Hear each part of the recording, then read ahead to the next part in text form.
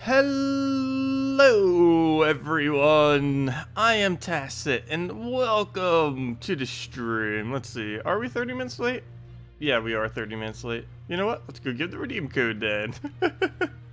Yeah, generally, I feel like almost every single time it has happened, not every single time, but every single time that has happened, or almost every single time, it was because the previous day we needed to wake up very ultra early to actually do the previous video. So yeah, that happens sometimes. That happens. I can't fix time zones. It gets even earlier too, because once the time gets set back, in, let's see, when would that be? Well, actually, when does the time get set back? But the time gets set back within the next month. I need to double check when that is. But when it does, yeah, that brings it down to 2 AM instead of 3 AM, which is when the reset would be. Let's see. What should we go with? Let's go with the one that looks like Gems of War. So we'll go with this guy. I'll give another one out later, of course. So let's go with this redeem code. And we'll have the other one a little bit during the stream. Redeem code! Go! Okay, there we go. Gems of 777s! Instead of Gems of War, Gems of Sevens. Sounds about right. Gems of Luck.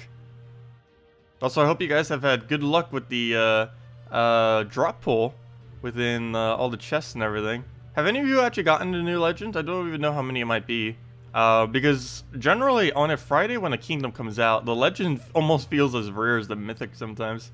Even though it technically isn't, but I don't normally see too many people running multiple of them or anything. Most people just wait till Monday to actually get it, because it's a lot cheaper to get the new legend when it is Monday, because the Monday after every kingdom comes out, you can just use event keys for it, which is a lot better than actually trying to go find it in random chests. Okay, so starting off. Also, someone was saying that Submerge wasn't working at all earlier. I don't know quite sure what they were referring to with that, because it is working. The only thing that's not working at all right now, I believe, is Stealthy. So yeah. I have not seen any instance where Submerge has not worked when it was supposed to work, unless you count like Kraken or Queen Mab or something. But as far as like a full AoE, like Christine X or Dragon Soul or something, I've seen it work 100% of the time against that kind of stuff.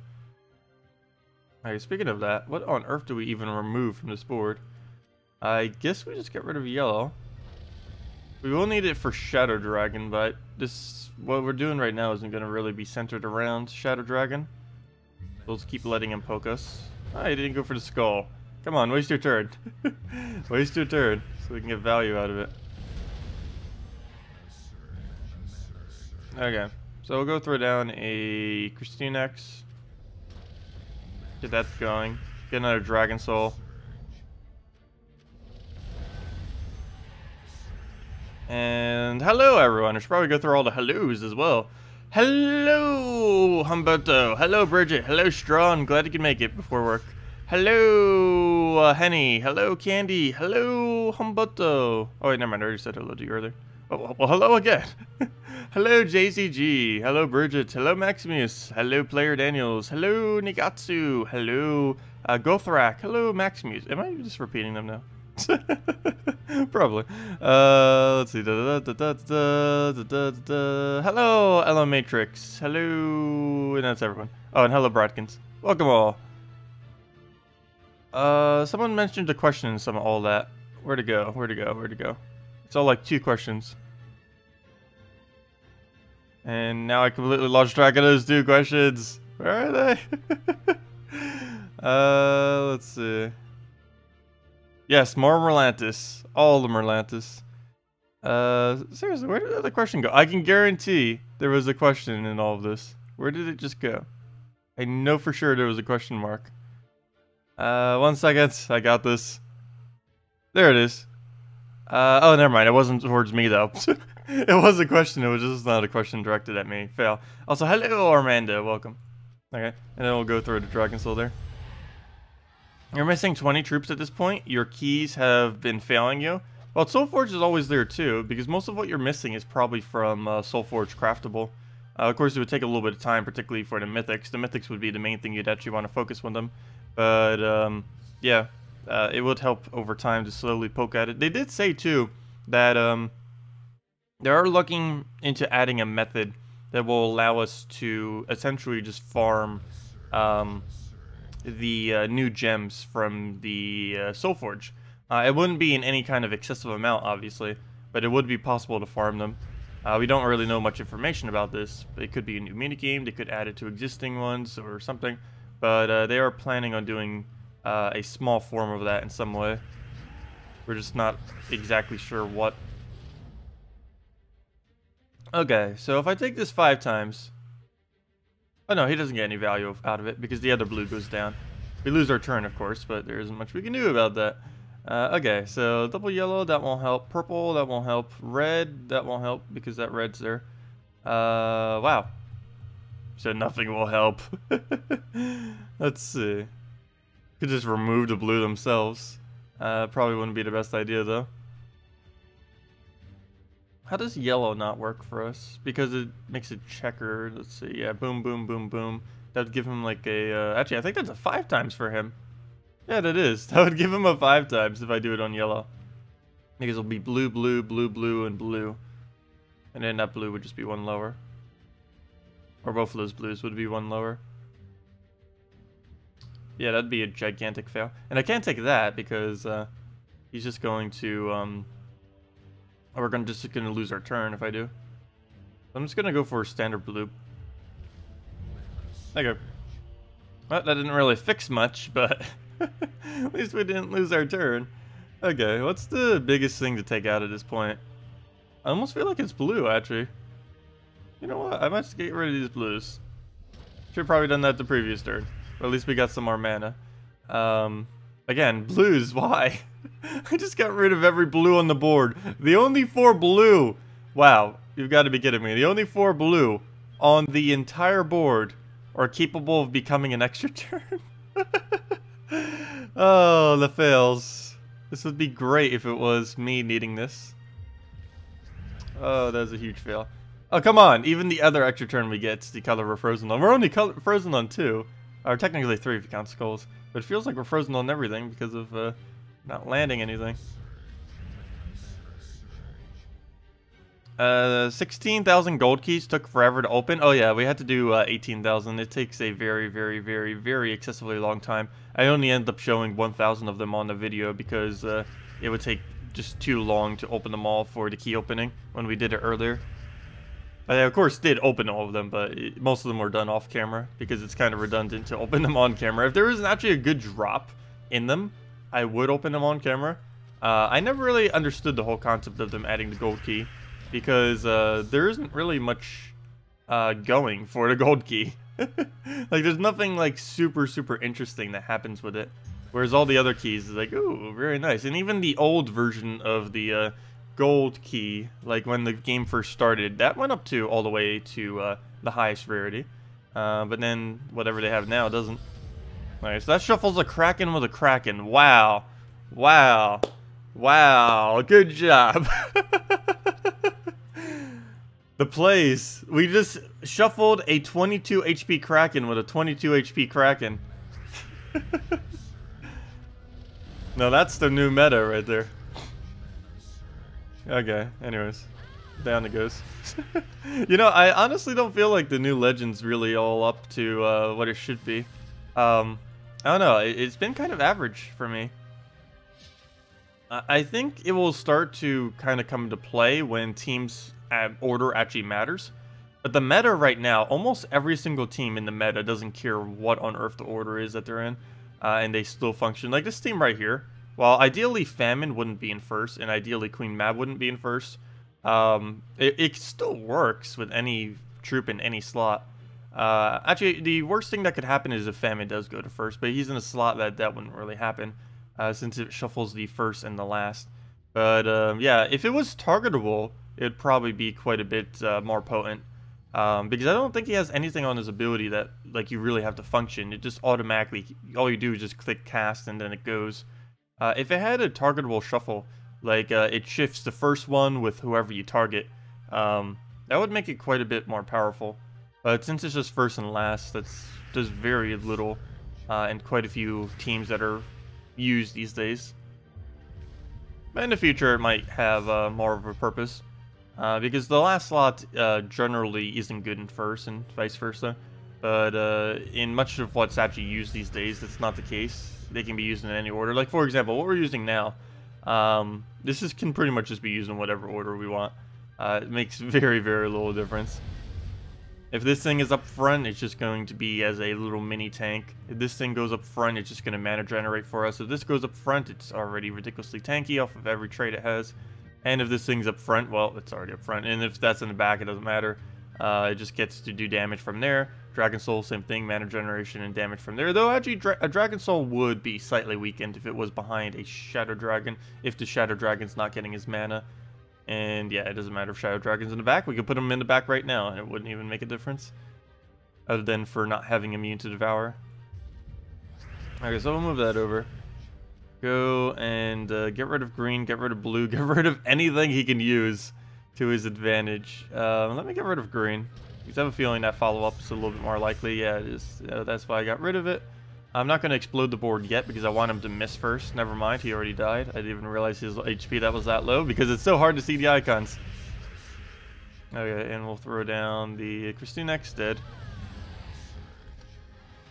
Can you finally do a full merfolk team? Sure.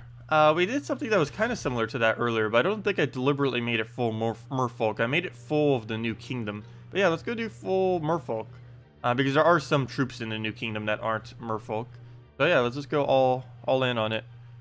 Troop types, boom. Merfolks, boom. I don't think there's still anything viable in them though. We can go check. So obviously Azura. She'll be our mana generator. Obviously Leviathan, I mean. Merlion. And now we just need one other troop. Ideally one that covers colors we don't already have. Oh no! Oh no! I have to use this useless thing that I said I would never bother using. But in the case of this team, what else do we have to use? It covers the last of the colors. If we're restricted only to merfolk, that's the only way we cover all colors is to put a hippocampus into our team. So there we go. Now we just need to switch the banner to something that's not horrible. Let's see if the banner for the kingdom would work. What was it again? I know it was a trident with +2 yellow and something else. Or at least it had plus yellow. I don't know if it was +2. Wasn't it like green, yellow, minus or something? Where is it? There it is. Trident. Oh, it was minus yellow, but it was the +2 blue, green. Okay, that's what it was. I don't really need the extra green. And the yellow would just be switching what we're getting our extra on. What do we get for four merfolks anyways? This is the first time it's been possible. For merfolk, you get 1 magic, 3 life, and 1 armor. For having 4 unique. And what is it for only 3? For 3, it is 1 attack, 2 armor, 2 HP. So you lose an armor, you lose an HP, and you lose a magic. When you do that. Oops, that's not what I want. That is what I want. Where'd it go? Where'd it go? Oh wait, what? I read that wrong. Oh, I'm reading the kingdom. Okay, the kingdom's 2 attack, 3 armor, 3 HP. And then it's 1 magic, 1 armor, 3 HP for 4 merfolk. And then that drops down to, hey, the bonus screen doesn't automatically update. Oh, and you only get 1 magic when you have 3 of them. Though still, 1 magic is pretty decent. There's quite a few of them that end up getting 1 magic with 3. There's one that gets 2 magic once you go all the way. I forget which kingdom that is, though. Or what troop typing. I think it might be Fae. Can't remember. I know for sure it wasn't undead. Okay, anyways, let's go switch our banner accordingly. Which I still haven't really decided what that will be. I guess we'll go all in. Let's just go the Merlantis banner. We're going everything Merlantis. Let's just keep it Merlantis themed. And there we go. Even if it doesn't specifically fit the team. Oh yeah, what color is the new guy? He might be able to work for that. Let's see. On next Monday, the new guy's color is... Where'd it go? 23rd. Blue yellow. That does not work. The kingdom is -1 yellow. It should have been a blue green. That would have worked nicely. Okay. Anyways, let's get this guy up first. Ooh. The only way to get it up is to give it a bunch of red, though it does not use red, nor does it use extra turns. So yeah, we could just take that. Well, other than big trait or whatever it was, but it's not too big a deal. So we got this guy now. Destroy a row.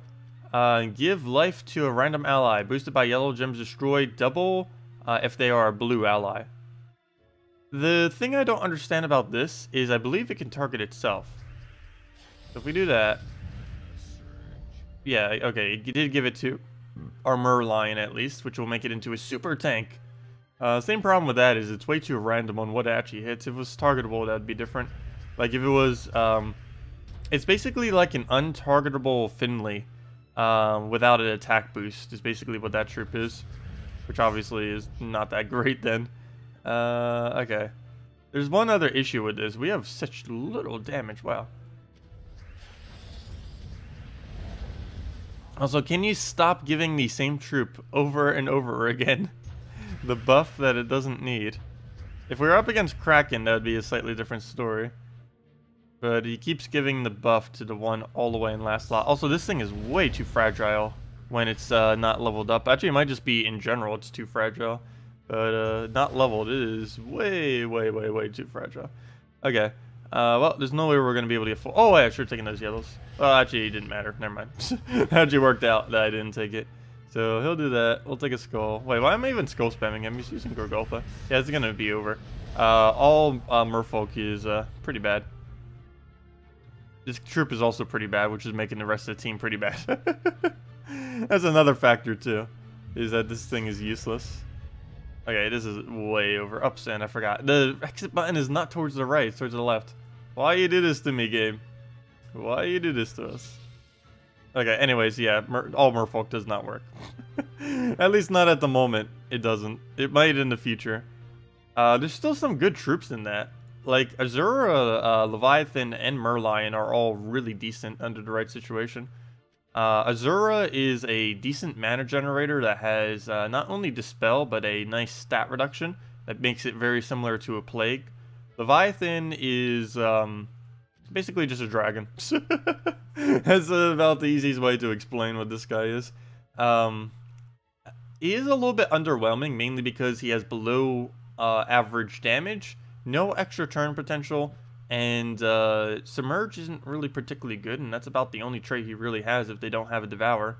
Well, I guess he has Stun Protection too, but you don't really need to keep the Immune to, or the Submerge as your kept stat. If it had Impervious, and then had one other trait that wasn't horrifically bad, this would be a lot different. But, yeah, just submerging it with a Stun Devour immunity. I think they were thinking, like, oh, yeah, this guy would be absolutely amazing. But if he had, like, huge, Impervious, and Submerge, then he'd be amazing. But, with just a thick head, indigestible, with no Impervious, no huge, no way to really gain more durability on his own, and only a Submerge, it doesn't really do much. Maybe if they added that to his ability, if they wanted to keep the traits the same, they could maybe just make a portion of his damage count as like heal or something. A vampirism physical damage attack. No, I don't think they would do that. That's more of a Golvania thing, I think. Doing damage and then gaining your HP back for that damage. Because almost every single troop that does that is in Golvania or are undead. But anyways, yeah, that was the attempt at all Merlantis. Still definitely not even remotely viable. Also, stealthy still doesn't work, that I am aware of. Though, if we're using troops that don't even bother with stealthy, then we don't even need to worry about that. It doesn't work. The Wisp. I like how, normally it shows the highest rarity card on the enemy team. I like how it's showing Wisp. It's like, yeah, this card's very powerful. But yeah, Wisp actually isn't that bad anymore. It gets a really quick start, but everything beyond that start is way weaker than what it was before. Like, when you're first starting out the battle, it's like, oh wow, this Wisp is still absolutely amazing and broken, but then you realize, oh yeah, he's not going to be able to do anything beyond that point. Yeah, like, he still starts amazing, and this will persist for the same amount that it always would. But then it just stops, because it doesn't have enough mana to do anything, and now it basically does nothing for the rest of the battle. Or at least ideally, that would be the case. There goes Christine X. Oh, we got ours too. We'll throw it right back. Oh, we can actually skull that. Here goes Wisp. Here goes KrissTigger. Okay, you can leave us alive slightly if you want. Yeah, I think we just lost. Because I have to take that. We'll throw the Dragon Soul because we have to. Can't stop everything that's on the board. Revive! Wow, still wrecked by Wisp. Good job, Wisp. Wrecked. Can I finally... Oh, never mind, I already did that. The gold keys help the newer players, but it really gets you when you use a gem key and get a trait stones. Oh, I absolutely am perfectly fine with that. Though as a newer player, yeah, that is slightly annoying sometimes. But, I actually, you know what? I kind of don't mind either way, regardless of if I'm a new player or not, getting arcane trait stones. One thing that's nice about arcanes is they help you towards traits.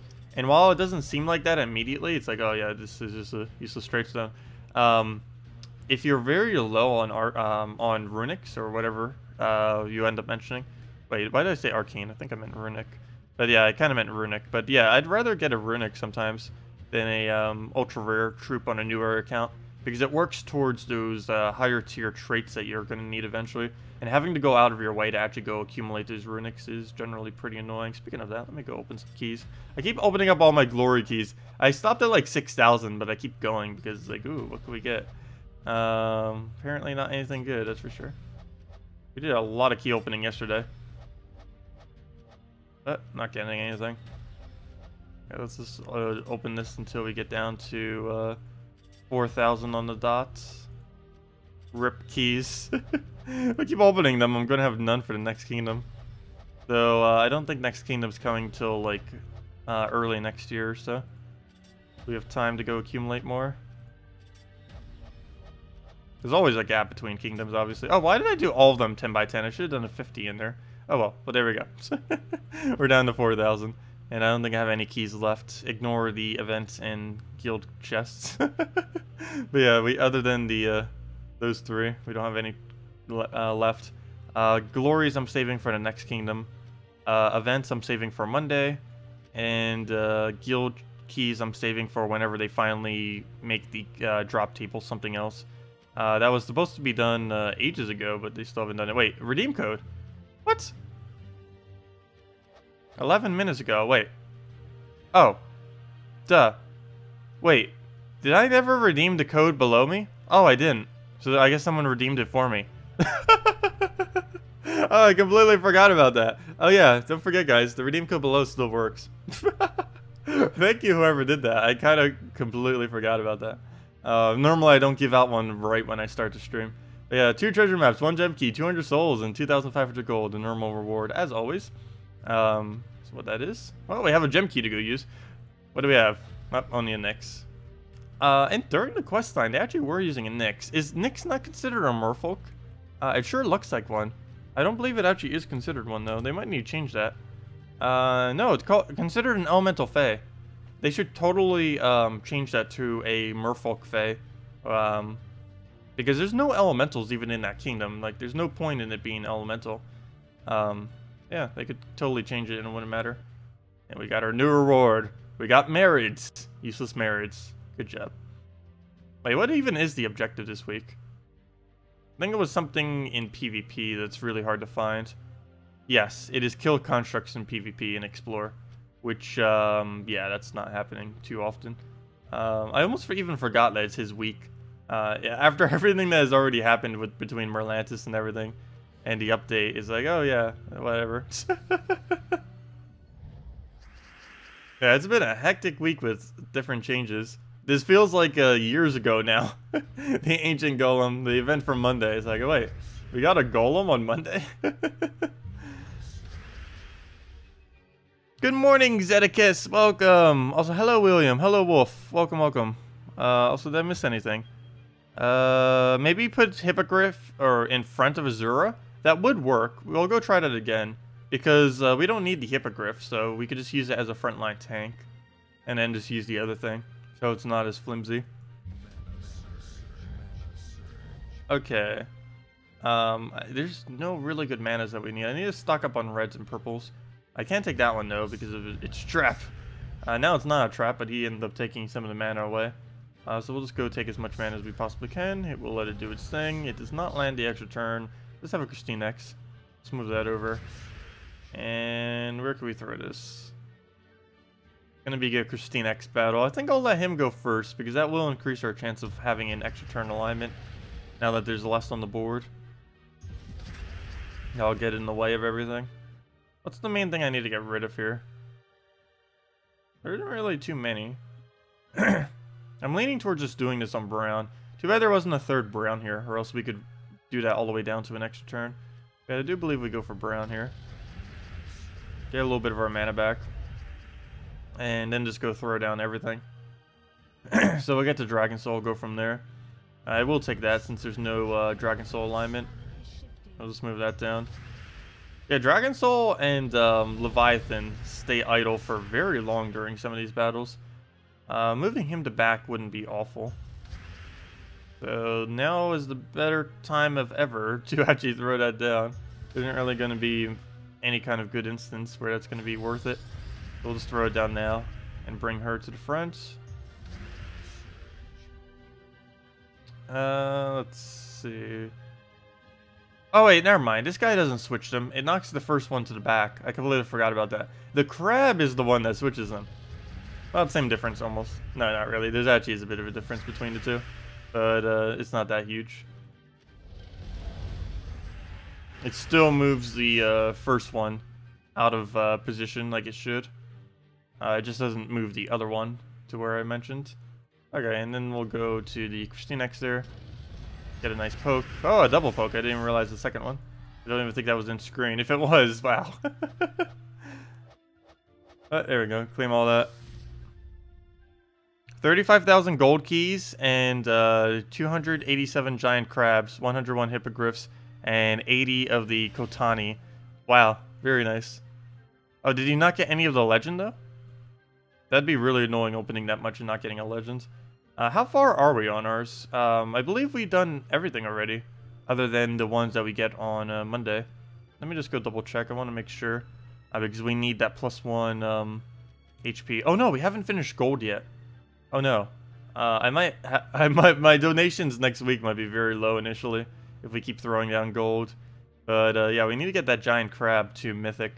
Otherwise, on Monday, when Monday hits, we will not have enough resources to be able to get the new Leviathan legend. But yeah, let's see. Oh wow, we have very little to throw on gold keys. Come on, get lucky, get those crabs. Get those crabs. Hopefully, let's see, we had 86. How many did we end up getting? We'll find out after we open all of them. Rip gold. Poor gold. We're all out. We're all out of gold. Kind of. I'm not going to bother with those. I'll wait till we get to up to a 15,000. But if we go check troops and we go check... I think if we just type in crab, it'll come up. Wow. We spent 60,000 gold. We got one more copy. We still need 14 more. Okay, that's going to be annoying next week. I need to make sure I play a little bit more next week so that we can get that gold. I might just farm it in a challenge or something. Actually, we can get more. Oh, see you, Strawn. Have a good day at work. Have a good weekend. But yeah, but the crab. What was I just mentioning? I forgot. Sidetracked this. But yeah, we'll get the crab up soon. Very soon. I just need to use some of the more gold farming methods. Like using that new guy that came in this week. Maybe on Sunday I'll go grind him out. I won't bother doing that on camera though, because it would just be the same thing over and over again. On a single battle. Just for the sake of gaining gold. Okay, well, throw that down on a Shadow Dragon. He can't be devoured, so that's fine. We're frozen on all the blues, so might as well just explode it all. And now we could just KrissTigger into the Leviathan for a not extra turn, because that's actually frozen, but oh well. At least we get some mana. I know, he killed one. We could actually lose if he would have Krakened right there and gotten the Devour, we would have lost. Good morning, Charges! Welcome, welcome, welcome. Anyone just getting here, make sure to double check the redeem code below. And we'll have another one in an hour or two. Another redeem code. Alright, let's go mess with something else. You know what? Let's go try the thing again, but use it in first slot like you suggested. So we'll go with that. Actually, let me move. You know what? Yeah, we'll keep it like that. So we'll leave it just like that. So Hippogriff, Azura, the Leviathan, and the Merlion. Let's see how this pans out. We use every color, so we don't need to worry about not using a specific color. We have silence now too, right off the bat, which is really nice. That's something we didn't end up getting the first time around. So he's getting extra turn spam, so that's not really helping. Also, this is not able to dodge Kraken ability, so that's unfortunate. Okay, so that guy. Let's go silence him. We'll do that. Oh wait, could we have taken that color? Were we frozen on that? I actually could have taken that off the yellow right there. Alright, well, let's go get a buff. Let him have a scroll distract. It's already entangled. Might as well keep it entangled. Purple Surge would be great. We're frozen on that brown, though, so I can't really do anything about that. He already has full mana on him. All he gets is freeze and 6 damage. Only. That's actually pretty good value for him. But we'll go take some reds. Can't be frozen on red since he is immune. Explode the blues. Get the stat reductions. Get it back up again. I feel like she always gets her ability back up. Then again, it is hitting all the blues, so that would make sense, especially if she's the one taking all the blues into her. The thing is still silenced, which is nice. Oh, wait! It's still silenced. That means we can just kill it. I forgot, it does double damage if it... Oh. Why is your damage so low? But yeah, it does double damage if they're already silenced. I forgot about that. Okay, we can go and clean up with a tide. High tide, wave crash. So we'll do that. Get the explosions, go from there. So that unsubmerges him, but we can go and... actually, I don't even think it was submerged to begin with. But we'll go get that explosion off, get another one. That should give us full mana on everything. And now we can double silence. No! Well, or we got our last two. Okay, we got our double silence, we got our wave crash. So, ideally we hit the top two. And then we go from there. Ah, no. Well, at least we hit both the Kraken, so now we don't have to deal with Kraken for a little bit. Is that enough blue, though? No, it isn't. We can only do 20 damage with this ability, which will not actually kill anything. So now we submerge, but that doesn't actually work against Queen Mab, so that does basically nothing. Even though we have it. Okay, he's gonna get hit by the Queen Mab, so let me throw this. Oh, there's one bad thing about that, though. Now we have to deal with, well, actually, no, that's not bad. Because Queen Mab is not silenced. Oh, well, now neither is he. But, oh well. Okay, let's just go and try getting, I need to try getting reds. So we'll take that red. Any red we can get. Doesn't even matter how much. Oh, sure, take a purple there. Oh, well. But, we can go for this. We will get some damage. Or we could just go for the red. I think I'm gonna go for the red. It's a lot safer. Oh, no, it's not. Okay, yes, it is. There we go, and that's match. And now we can just tide kill or skull or anything. And down it goes. But yeah, all merfolk isn't really particularly good. It doesn't have a really solid 4th troop. If it had some kind of 4th troop that had like blue mana generation of some kind, it'd be pretty nice. But this guy is just useless. He's literally just a meat shield in this team. And that's it. Maybe he'll give like one good HP buff to something in the team. New weapon, Pearl of Wisdom. Last I checked the Pearl of Wisdom, it looked pretty bad. Did I miss something about it? Does it have some kind of overpowered quality that I didn't notice? It looked really bad the first time I looked at it. Maybe I read it wrong or something. Let's see. I'll go move that over. Hello Mario70, and no problem. Also, hello Amanda. Yeah, anyone getting here, make sure to use the code. Hasn't been used up as much because we gave it out like right when we began to stream.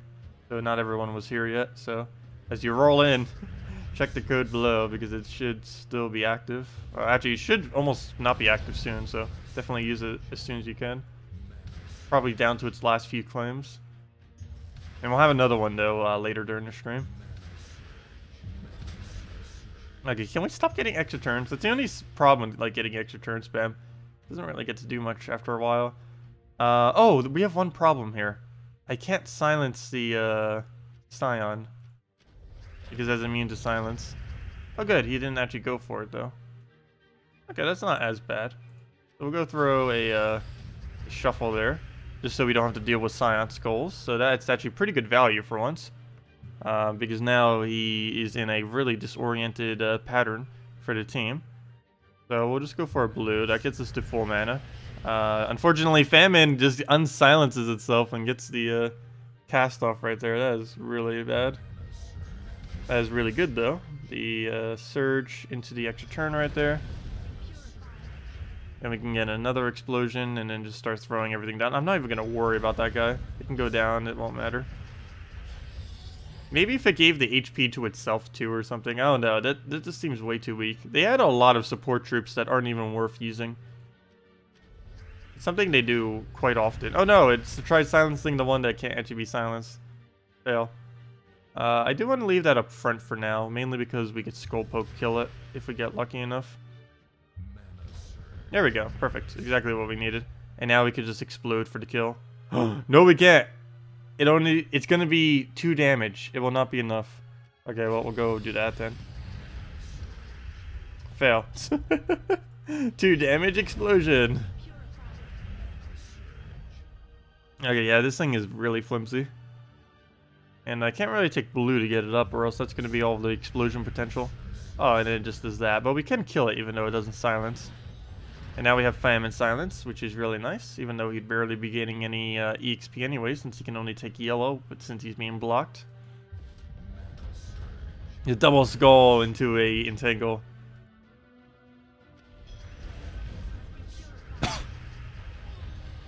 Oh, she went down. I think that's almost a good thing, now that we can get the other ones up.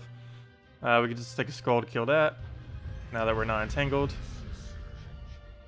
And we can kill him with a silence, because it double hits when there's only one left. Oh, I just realized something. Does it do double damage when there's... You know what? I need to go test that. I actually didn't bother testing that. Wait, if there's only one left... Wow, Merlion might do a... Hey, Strawn, we found you. Oh no, he just left. That's funny. We battle him like right as he leaves. But, yeah, well, I don't need to do it immediately then, since he's not here. But I need to go test something real quick. Does it do twice as much damage if you hit just one? So let me go to a random challenge. Let's say, how about the first challenge here? Bring up the difficulty just a little bit. And, oh yeah, we need to find a way to destroy the entire team and leave only one left. But it also needs to have enough HP that it doesn't die to 20 damage. Wait, isn't that by default? No, if I put it up to Warlord 1, I think we'd already reached that point. So all we have to do now is kill out the entire team while, with like skulls or something. So let me go set up a team for that. Troops. And Merlion. Oh, duh. I can just use this. Okay, so let's just go use a... What is a really nice single target under blue? Oh, let's just go Ferishra. There we go. Ferishra, that'll work. Let me go get a Valkyrie. And Ferishra's. Oh wait, but then that would be blocking. Oh well, it should be fine. But yeah, we'll kill out everything except the... oh, that is not what I meant to do. We'll kill out everything except one, and I want to see if it double damages it. The first shot obviously won't. So what I'm curious about is, will the second shot do double? Since it technically would already be silenced. Oops, that's not the battle I want to do. But yeah, let's just go and challenge Warlord 1. And that should be enough durability that they will not die to a single Merlion.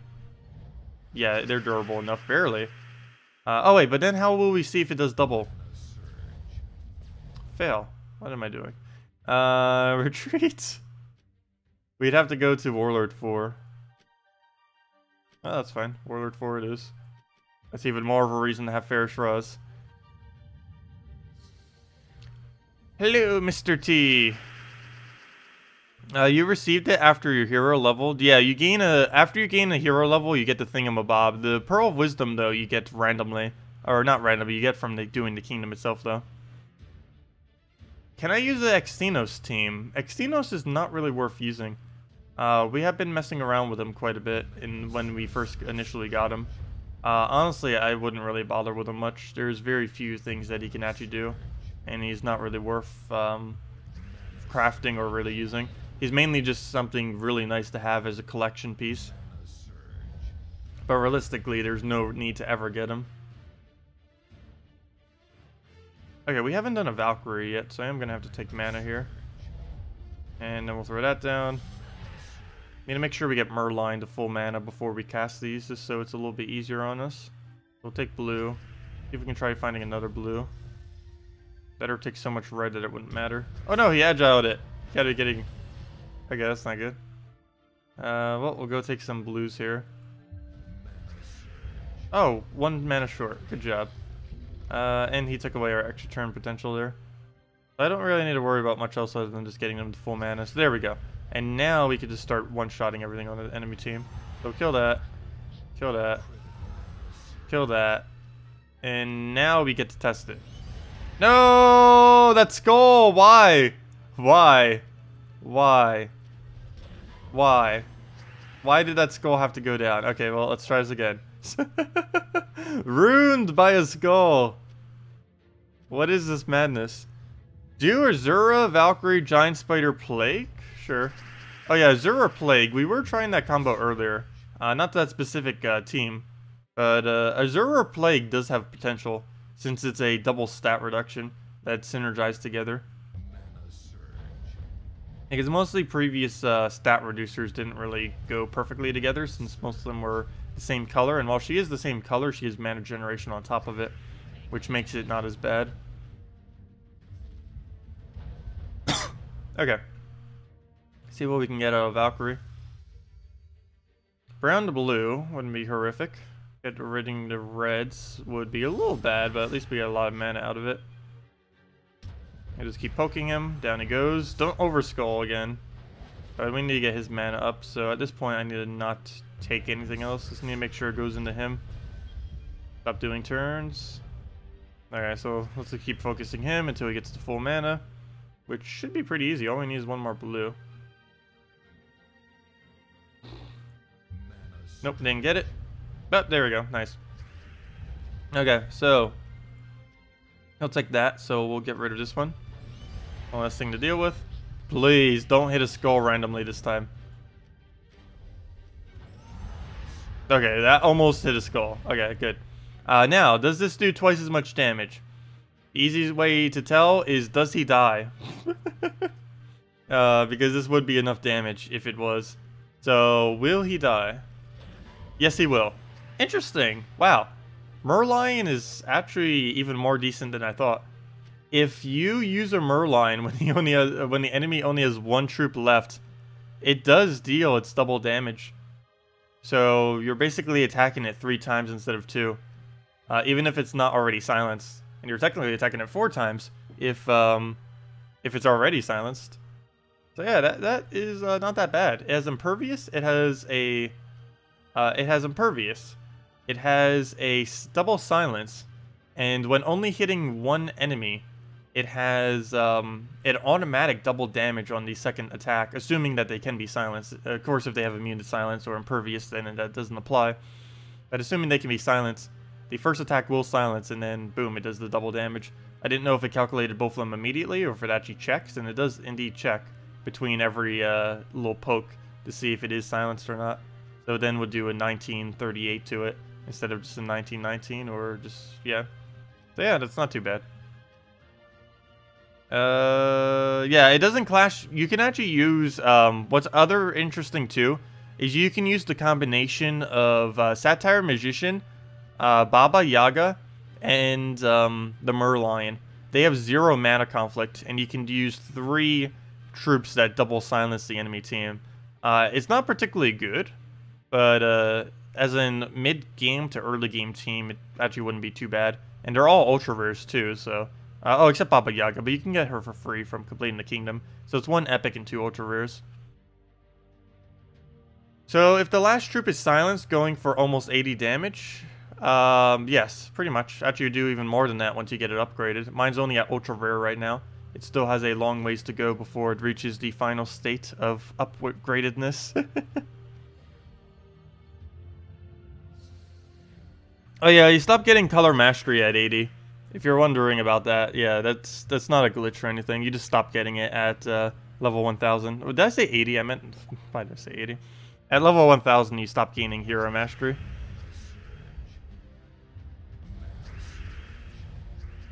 Let's see here. Let's throw down Dragon Soul. You missed your question? And hello Dinos Govor. Do you think 2x Kraken Giant Spider is still a viable team for Green Guild Wars? Yes. Now, after the Tentacles nerf, yes, it's still viable. I would definitely say it's still viable. We did okay with it yesterday. It wasn't yesterday Tentacle Day? Pretty sure it was. No, it was Blue Day. But one of the days this week we already did it and it was pretty decent. Oh, but was it during the most recent patch was the question. I think it's still viable though. We'll definitely check again next week to see exactly what happens with it. But I don't know. I remember this week it wasn't going that bad, but I forget if the patch actually occurred yet or not. That's kind of a pretty big factor. But yeah, if nothing else, you just switch to KrissTigger's or something. That's what I used to do before I bothered using Krakens.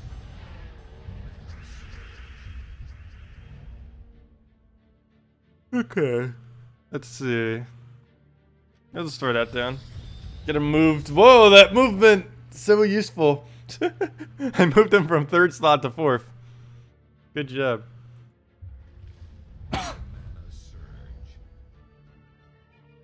Yeah, I'll go take the purple.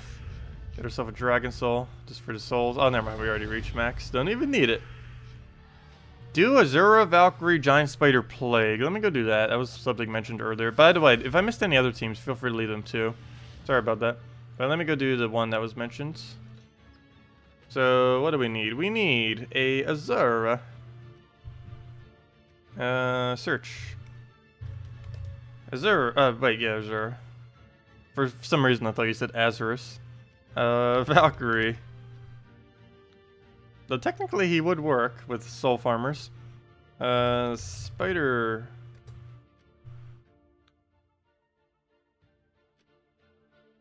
In the plague.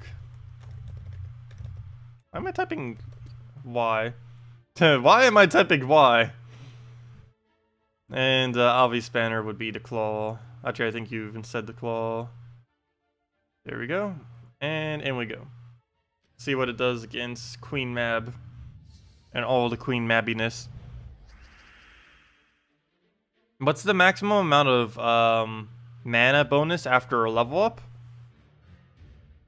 Wait, that question I don't understand. I guess it was mastery related when you were referring to that. But yeah, the bonuses can reach around, I believe, 64,000 if you go completely even on them. And if you were to go all in on one, you can reach about 66.68% surge chance.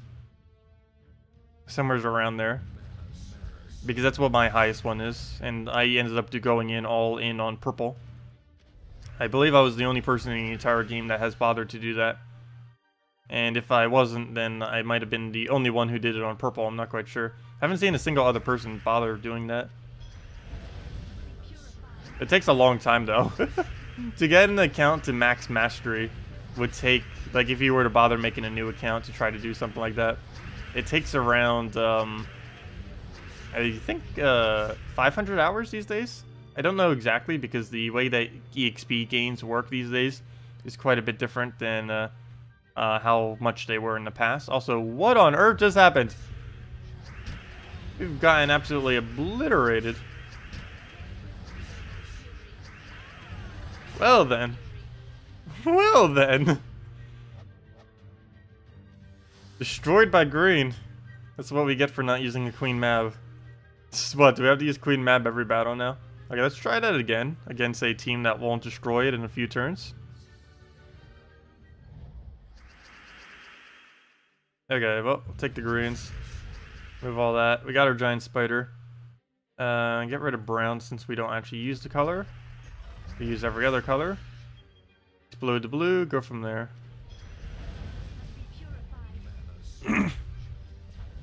Okay. So, what do we need to move? We'll go take a yellow over. Get yourself a Valkyrie down there. Probably on the brown again that we do not use. Perfectly fine. Get a nice explosion going. That gives us all of our mana back really easily. And let's see. No giant spider location. Now we do, but it's on blue, which is like the last color we'd want to hit. And also Plague indirectly got nerfed this patch too, since he can't multi-trigger his trait anymore. Which, even if he did, that wouldn't be overpowered. They really do need to rebalance some of these other troops that have these, particularly Moloch. Moloch has a 1 random skill reduction on his extra turn, and now he can't spam it anymore like he used to. So it's really, really weak. Okay, that completely missed, luckily. He doesn't even have a Queen Mab, though, so even if he didn't miss, it wouldn't have been as big of a deal. Up 2 mana off. Should have taken the other extra turn. I believe there was another one just laying there. Valkyrie, where can we land you? Nowheres, but we can do this. And then we could follow up Plague. And go from there. Okay, yeah, we'll go for the Plague. Keep the disease on everything. Get a Valkyrie down. And get one more Plague. They are basically disabled as disabled can be. They should be almost straight down the line, 0 stats. Oh wow, actually they're keeping quite a bit of their magic still, surprisingly. Okay, well we'll need to fix that. Let's see, how can we fix it? Go get rid of yellow. Might need to get rid of blue. Actually we can get rid of blue by exploding it. That gives us another Plague to throw down. Do we bother for extra turn? No, we'll wait. Did that just HP reduce him and not even do anything? Probably. Okay, let's go and do that right there. Need more HP reductions. Doesn't matter if they have like 0 stats if we can't do anything to kill them. Let's see. Plague? No, Skull first. Also gets more stat reductions. Also, that counts as 2 separate stat reductions. Skull. Probably not worth taking. Rather just HP reduce them down to 0 at this point. Like that guy, as soon as we get the HP reduction, he's done. Hit HP, stop hitting armor and other useless stuff. Okay, there we go, we hit HP, nice. Okay, now we really need that one to hit HP. So that goes down.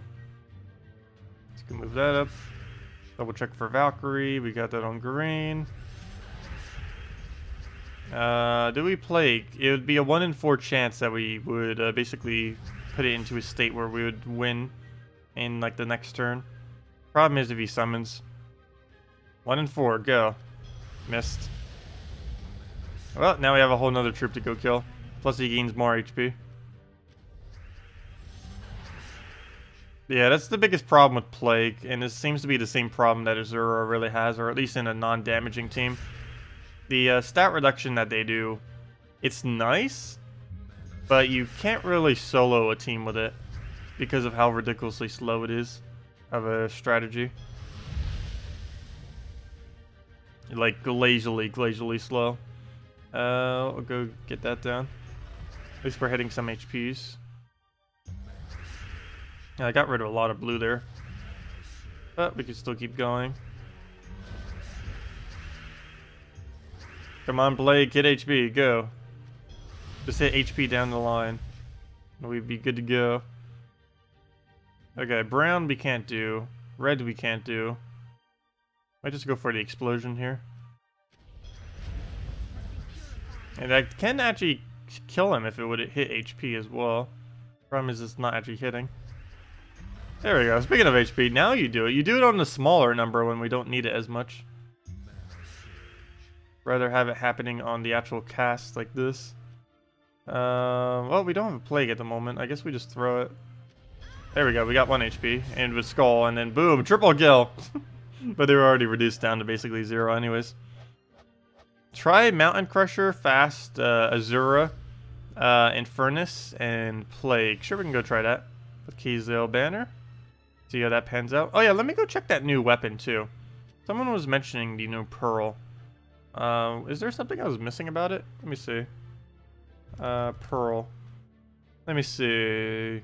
Create 7 gems of a chosen color, submerge a random ally, and give them 1 magic. Oh no, I don't particularly see how this would be decent. Yeah. Create 7 gems. That's very small, particularly for 11 mana cost. Submerge a random ally. That's very rarely going to be useful. Also, I believe someone said submerging a ally doesn't actually work correctly, though I didn't actually test it myself. And then gives them 1 magic, which I assume is a static 1 magic gain, which means that this weapon doesn't even use your actual magic level at all. So yeah, it doesn't seem to do much. Also, a random ally can be self as well. So yeah, that wouldn't really do much. It's green-purple, so you'd probably use it with Archer class if you were to use this. I just don't really see any instance where this would end up being worth using, though. Even with something that has a boost ratio based on submerges, it wouldn't really be all that worth it. Because there are weapons that synergize much better with their thing, like KrissTigger, for example. With that one yellow-purple weapon, I forget what it's called. But, like, if you just compare this thing, for example, the Emerald tier, for 12 mana cost, only 1 higher, you get to gain life, create 5 greens boosted by enchanted allies, but you can easily get a ridiculous amount of enchanted allies. Yeah, and this would end up increasing the amount of green spawn that you end up doing. So with a triple KrissTigger team using a tier, with 1 extra turn, you have just boosted yourself up to a 14 gem creation for green, which is more than anything else in the entire game that can create anything really, or even just greens, at least in that one single instance. And you can keep repeating this because you can use your KrissTiggers to then align the board into yellow purples, and then just keep getting it down. The actual side effect from it, like gaining life, isn't particularly decent, but nor is the little shell giving 1 magic in the submerge. Doesn't really do much either. But yeah, that's a lot more loopable and synergy with the actual troop that got added. And that was for when Silverglade ended up becoming a thing. That's the one that Silverglade Kingdom's weapon was. And of course the Pearl is the most recent kingdom. The Merfolk Kingdom. Merlantis. For a second I forgot its name. Okay, let me go do Bridget's team real quick. Let's do it over first slot. So, we need Mountain Crusher. Haven't used that for a while. It is the cheapest mana cost explode in the entire game at only a 6. Though generally it's better just to use a Ragnagord, but if you're using a hero variant, definitely go for the hero. I mean, definitely go for the Crusher, I mean. Azura, get that in there. Get our nice explosions going. Need to get an Infernus and a Plague. And that probably covers every color due to Infernus. And the Plague, yep. And our 1 little brown up front. Okay, so banner change definitely is needed. We don't need any additional brown, but we can't have a minus brown. I think we just go for a blue-purple, just to make sure we get Azura up and get into it.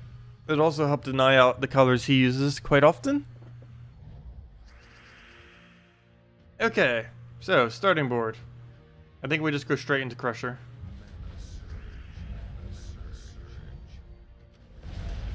There we go. And then get you down.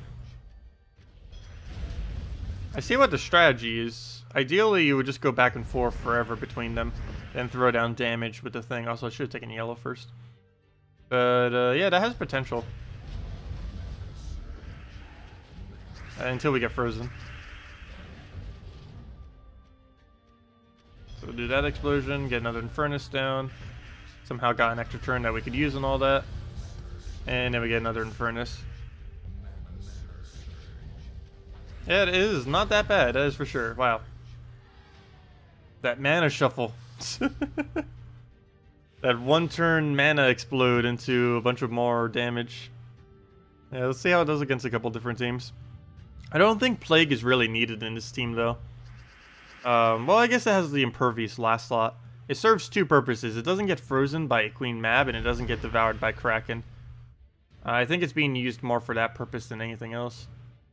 Okay, right here I'm going to deliberately take Brown. I don't want to take the other mana. Mainly just want to get this thing looping again like we did previously with the... Oh no! With the Brown explosion. I can't do it now. Okay, we'll just take this and lose our turn. Any more Brown on the board before we can do anything? Or we can throw it now. It's only 3 explosions though, and I don't think it's going to give us enough for anything. I might just go for a yellow and let him get distracted. So we didn't get that turn either, but we can throw that down and start getting this team rolling now.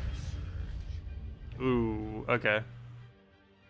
I might have to double or explode on Brown right now, so he doesn't get anything out of that, or at least less out of that, so we can still keep our Plague and our other one. Oh, nope, there goes Queen Map first, being all smart. And we're frozen on everything there. Oh wait, no we're not. We're not frozen on green. We can actually go for it. And then throw in a Furnace. Get a Plague down. Actually, probably should have threw the Plague first. Luckily, they didn't take any mana. Oh, never mind. Well, there goes the Cleanse. Why would you cast Mercy? Okay, go for the Explosion. Problem is the one thing I need to keep mana. Just lost all of its mana. And now we're going to lose just because we're going to fall too far behind the mana drain.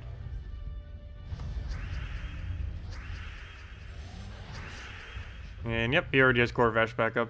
That is definitely match at that point. Unless we want to go mess with a Plague or something.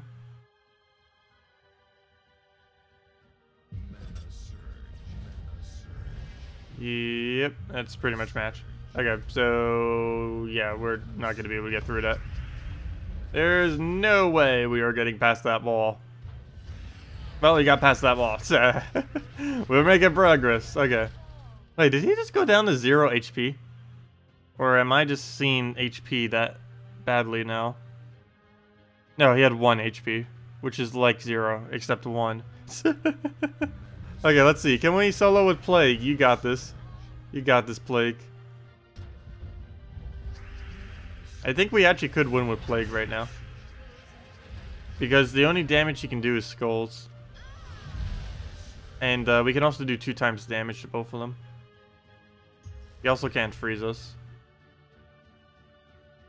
Yeah, I think Plague can win. That'd be really funny.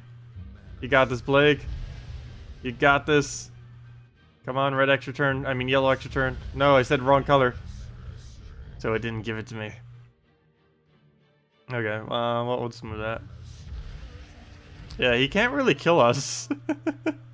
Problem is, we can't really kill him either, but he can't kill us.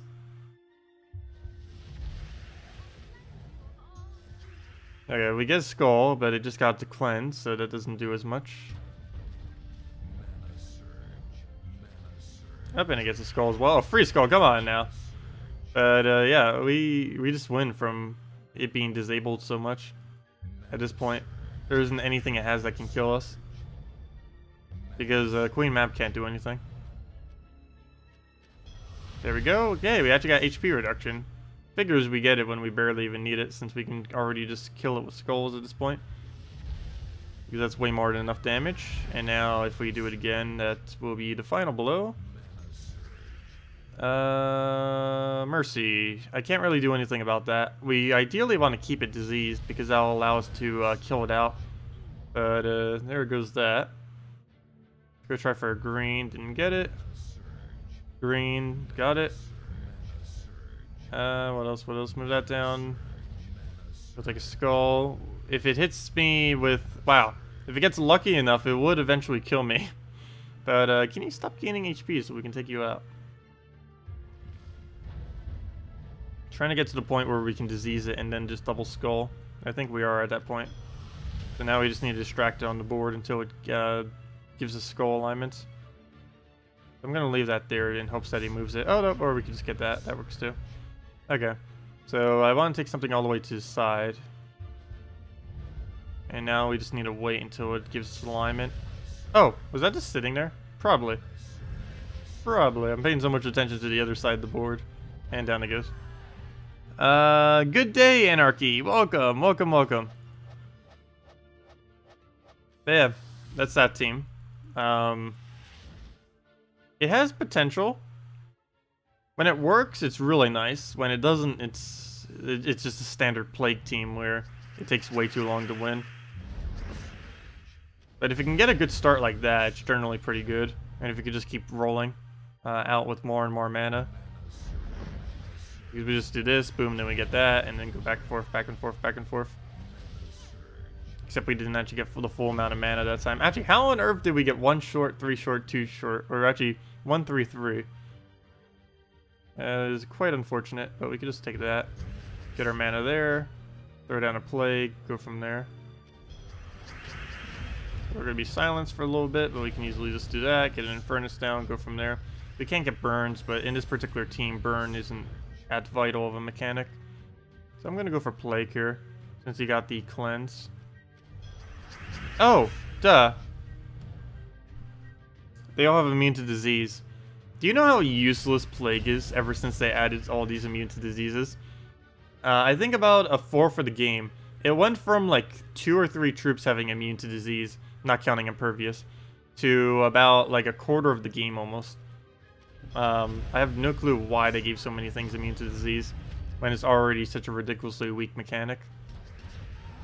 You know, using plague is just even more useless than it's ever been, when it was already completely useless to ever use.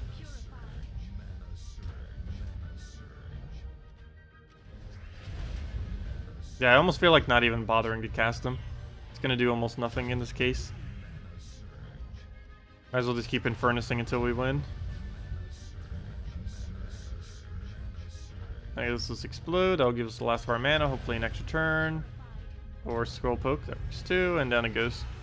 Hello, Q Quintrell! Welcome! Welcome, welcome.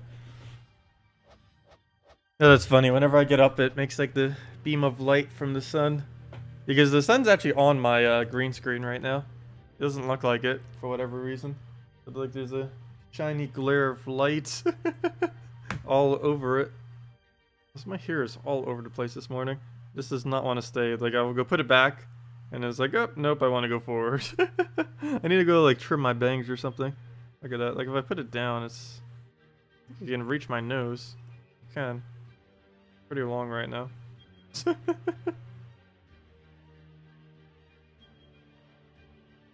Need like water to keep it down or something. There's always like that one little strand that goes just randomly somewhere. It's like, nope, I don't want to function. This goes all over the place. Hello, Jeremy! Welcome! Okay. But yeah, if anyone else has any other teams you want me to mess around with, let me know. Kraken and Devour, and you use them, it's 100% Devour. I know. It's like tries using Devour, 0%. Enemy uses Devour, 110%.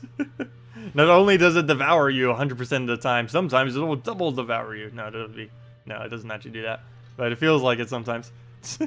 Because it'll actually turn the Kraken and then just throw another Kraken and then boom, everything goes down. Have I even bothered using Justice Team since the nerf? The Kraken variant of Justice Team. Or really any variant of Justice Team. But of course, there is one main thing that got nerfed from this team in particular, and that is just the Kraken. Queen Mab did too, but her getting nerfed on this team, I guess plays a little bit of a role, but it's not that important. It's mainly just the Kraken being nerfed that made it weaker. Because you don't really need the boost ratio from a Queen Mab. It just kind of helps speed up the battle. But the Kraken's damage sometimes is just needed because you need the last poke to actually kill them out. Speaking of that, we're entangled right now. That's one of the things that has made this team quite a bit more useless to actually bother using these days. Is the fact that it can get entangled from some of the meta. And then you can't really do anything until you get out of the entangle. And now we just have to wait it out and hope he doesn't extra turn anywheres. Yep, or reapply to skulls. Okay, well, we'll do that. Looks like we're going the don't use Kraken route, apparently. Yeah, it's heading there. Let's go use this on purple since skulls do nothing. And he misses. Oh, well, now we cleanse. Good job. A little late. Little late. Better late than never. Okay. Valkyrie, what can you do? Throw it on brown. Move that over.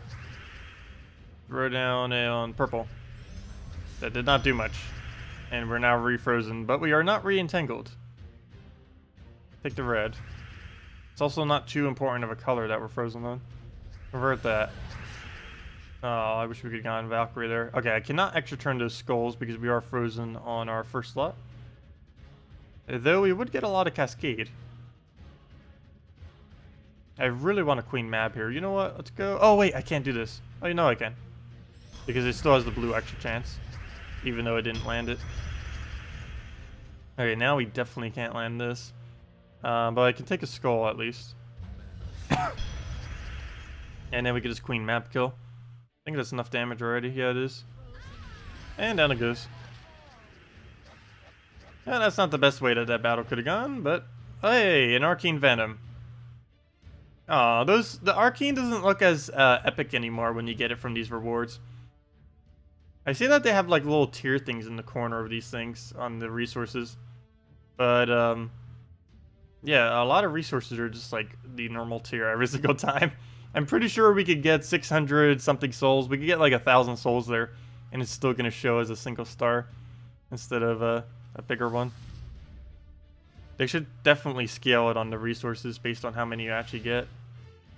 Like 1,000 being the first star. Like let's say for gold, like 1,000 being the first star, or 500 being the first star, and it goes up to like 1,000, and 2,000, and like 2,500 or something. I don't know, but something kind of better indication than that. It just shows as like the most basic of resources, even if, well, I guess that kind of makes sense, but if you're getting like a gigantic amount of it, it doesn't make as much sense.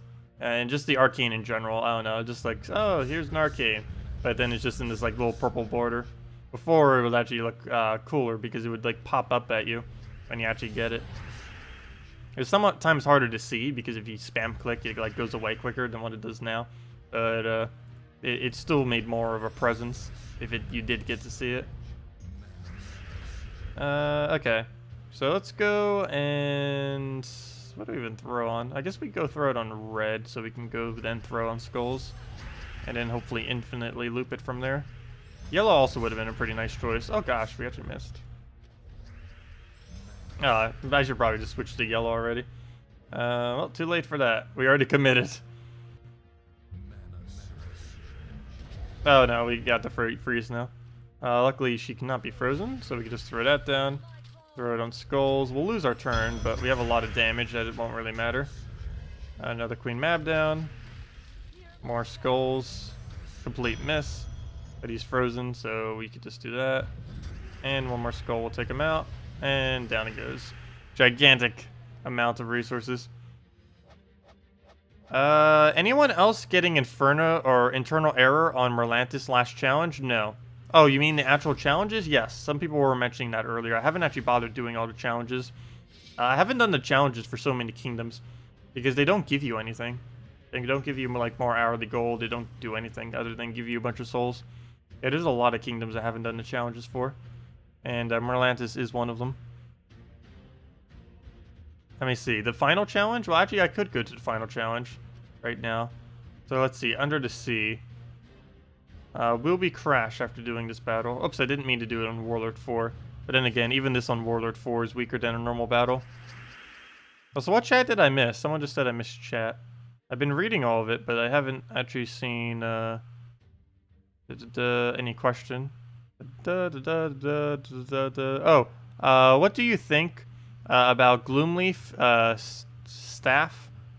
Wait, what is staff? Astra Spirit and Karnex Behemoth. I don't know what the staff thing is. But for general PvP, I would not really bother ever using a Gloomleaf. It is pretty underpowered relative to other options. It used to be okay in the past. These days, it's pretty much useless to bother using. Okay, let's get down to Valkyrie. Get our manas. Is that enough mana? Yeah, it should be. Go down skulls. Okay, we missed, but we can... Oh no, we can't get a Queen Mab. He took off too many blues and what he did at the end there. Oh, that's quite unfortunate. We'll just take a red over. He'll just poke us. Now we just need the last little bit of Valkyrie mana. Might let him be the one who baits it in. But we're just going to take a skull. He has no entangle or anything. Okay, so does it crash after we do this? Yes, internal error. You are correct. It internal errors after every single time you do the final challenge. Yes, I have no clue. That is really strange. But yes, you are correct. So you can't do the final challenge, apparently. It's locked by nothing. It's locked by not wanting to do anything. Like, I should probably stop using my gold now. Because I'm gonna, like, have none for Monday at this rate. I need to make sure I have some for Monday. I got 3,000, go. We're still around 13 crabs short, if I'm not mistaken. We go under crabs real quick. It just is the main thing that's going to be preventing me from actually getting what I need. Oh, there we go. Nice. We're only 12 crabs short. Even less. Yeah, 12 more crabs, and we'll have, after the event keys on Monday, we'll have everything we need to get a +1 HP. And Monday's the earliest anyone will have it. Realistically, no one will have that extra HP right now. So if we get it on Monday, we'll still be with the curve of maxed players. It technically is possible to have the Kingdom maxed now, though realistically I don't think a single person does have it, mainly because of how ridiculously difficult it would be to actually do that. You'd have to get some insane luck to pull 6 of the new legend randomly from VIP chests and stuff. Even if you were to open up solely VIP chests, it would take you like 300 to 500 VIP chests, which I'm pretty sure most people wouldn't bother doing. Unless they were like also trying to simultaneously hunt for mythics or something. I know, I do love using the exploders, I do have to say. One thing that's pretty nice about them is they're really quick to cast. In the whole meta of 4 times speed in this game now, it's really good to have things that cast very quickly. And one of the quickest casts in the game that are consistently decent are exploders. One of the reasons why Dragon Soul is so insanely good. Because it's even better than a Christine X in the factor of it's a better like thing to throw down to the board so that you don't really need to think about like where you need to put it or anything like that. It's something that will do the same thing regardless of your input on it. So you can't actually mess it up. You can only mess up due to bad luck. You can't actually mess it up based on where you target it. So since you don't need to think as long for it, you can win battles a bit quicker. Even if it does less damage, which it does, you use it quicker. So overall, it's even though Dragon Soul is technically less damage, if you scale him based on time, he's one of the quickest troops in the entire game. Due to the fact that he gains souls, he gains mana, and he does a decent amount of damage all simultaneously with no delay in needing to cast his ability. You don't need to target it like a Valkyrie, you don't need to target it like a Justice, you don't need to... Actually, that goes automatic. But that's also one of the reasons why Kraken is so good now, too. He is also automatic. So we don't really need to bother with thinking out his. We only need to double check to see if we're frozen on blue, and if we're not, then we're good to go. Also, I was not paying attention to HP. Wow. Well, we're pretty much already dead. He could just poke us basically on first slot and we die. Or at least the next poke will be. That is for sure. Well then, well, go try taking his mana. At least get 1 Devour. Devour can keep him alive if we do happen to get it. Problem is we need to actually get it. Oh, and there it goes. Nope. No chance. Okay. 1 HP on Corvash too. If he Corvashes us with 1 HP, that is just GG right there. Come on, Skull. There we go. Nice. Okay, so we got rid of the Corvash. One thing down. Now we just have to take the other 3. So go move that over. Nothing else, at least we get a freeze. Take the skull. Please move this Valkyrie. Good, we won. Wow, that miss value. The amount of miss value we just got right there. Oh, we don't have any drops. Do we go for another skull or not? Or do we just stock up on mana? I think I do go for another skull. I don't see a particularly good location for it, though. Oh, actually, we could double skull. There we go. Okay, so he's frozen, so he's not going to be as big of a threat there. I'm going to put these skulls next to each other in hopes that he would get skull distracted, but he doesn't actually get skull distracted. We can go poke him. I don't want to take more mana yet because he's just about to Queen Mab. Now we can take more mana because it will deny him his ability to Justice. And we do get another poke, and that is enough to kill him, so we will go for it. Oh wait, no it isn't, because it's armored. Oh, I forgot about that. Fail. Well, that was bad. Well, let's go for a blue drop or something. Actually, let's take the purple. Still has a chance of it. And we can just take the skull. And now all we have to do is take out one Queen Mab, which should be pretty easy. We don't have immune to it, but we just get a little bit more attack value onto the onto our Queen Mab. We can easily just win it when it comes down to poking each other. We'll go move that down. We're not frozen on it, not frozen on it. Though we can't freeze him since that's insulated, her I mean. We'll move that over. A lot of mana we don't actually need because we already lost our potential to use all of them. The only thing we need is purples and blues, which is a battle of purples and blues right now. Oops, I just gave it a skull. Well, actually, that's somewhat beneficial because now we do more damage. And now we're not blocking our Queen Mab at all. So it's Queen Mab versus Queen Mab. Who will win? We do have the higher stats right now. But we're both within 2-hit range, so it doesn't really matter that we have higher stats. Because when we break it down... Well, actually, it does matter slightly. Because if I can get my ability up, 1 skull plus Queen Mab is enough for me to win. Whereas 1 skull plus Queen Mab is not enough for him to win. He'll need a 3rd instance of damage in that case to actually be able to do the final blow. So, like, right now... Oh, wait, no, never mind. That was enough damage because it took more mana. Oh, no. Never mind. Same situation here. It comes down to whoever gets basically luckier on the board. Next skull or next cast wins.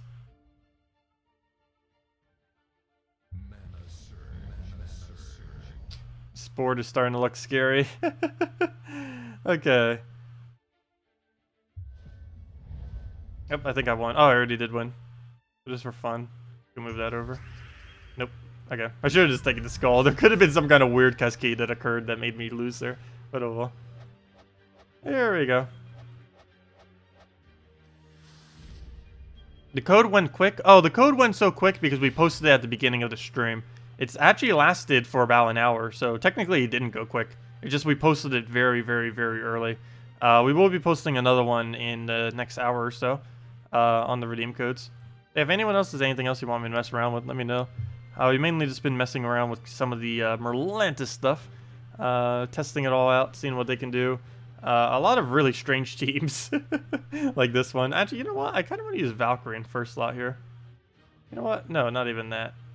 I'm going to use one of the weirdest things ever and use a giant spider first slot. I want to see the Azura Kraken combo again. We tried a couple different things with Azura. She has so much potential, but I feel like she keeps not doing as much as she could potentially do. Not quite sure what the core thing that she's really missing is. But she seems like such a... On paper, she seems like such a ridiculously decent troop. But in practice, she's actually relatively average. Let's see. I'll go take the red. Hopefully get a nice Valkyrie down here. Purple doesn't do it. Green doesn't do it.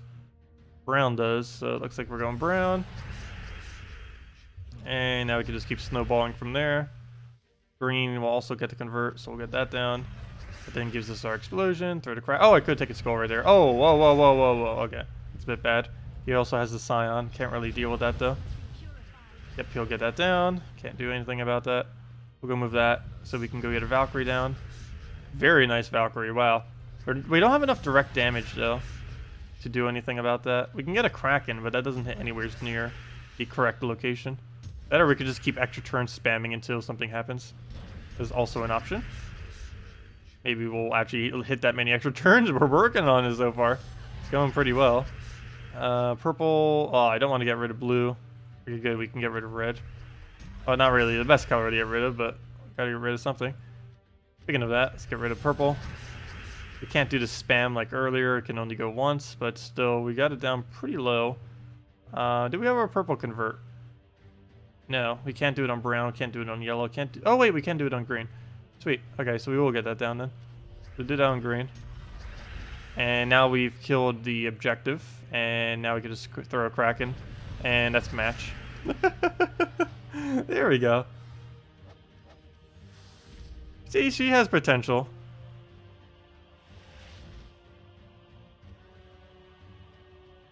But yeah, oh no. I really need to get her to Mythic next week and see if we can use her in a frontline tank for some kind of team. Because that's what the biggest position I normally want to put her in, is first slot. But the problem is, with how low her stats are right now, I can't use her in first slot. And not to mention, her stats just to begin with are pretty low for being a tank. She's not really made to be a tank, despite that being the location I normally want to put her in. Oh, the redeem code below, we give out 2 every Friday and Saturday when we do our streams. We also do one on the Monday night stream, but we stream every Friday and Saturday from 10 a.m. to around 2 p.m. Eastern Standard Time or so. And we end up giving out 2 redeem codes during both of those streams. You claim them at gemsofwar.com underneath game code. They have a limited amount of claims, though, and the one below has actually already been used up. We'll have another one soon, though, and we'll go over that. Now, let's go back to 4x Dragons. I do have to say, despite Leviathan being kind of average, this probably has been my favorite team to actually use out of the new stuff. I really like the troop art for the new dragon. I just wish it was actually slightly more useful. It was kind of like what happened when the Rainbow Snake came out, the Quaedle. Like, I really like the troop art for it, but its ability was like, okay, you're never going to be used ever. Why you do this to us? Okay. Let's see. Let's get some Dragon Soul down. Come on, go. Nice alignment. Very nice alignment. Oh, it could have taken Brown. Oh, never mind. We already had full mana. It doesn't even matter. Probably could have gotten Christine X there. That one would have mattered. Unlike the other one. And now we can just submerge kill. And down it goes. You know what I wish it would do, which I think would balance it out pretty nice? Get rid of the blue boost ratio, but make it do like 5 or 6 or something extra damage if it is submerge. Like, if it casts its ability out of submerge, it will do more damage. I'd much rather see that than a 3-to-1 boost ratio on it, because that normally doesn't do much. Unless you're using a Valkyrie or something on your team. But, yeah, just make it so it does more damage out of Submerge.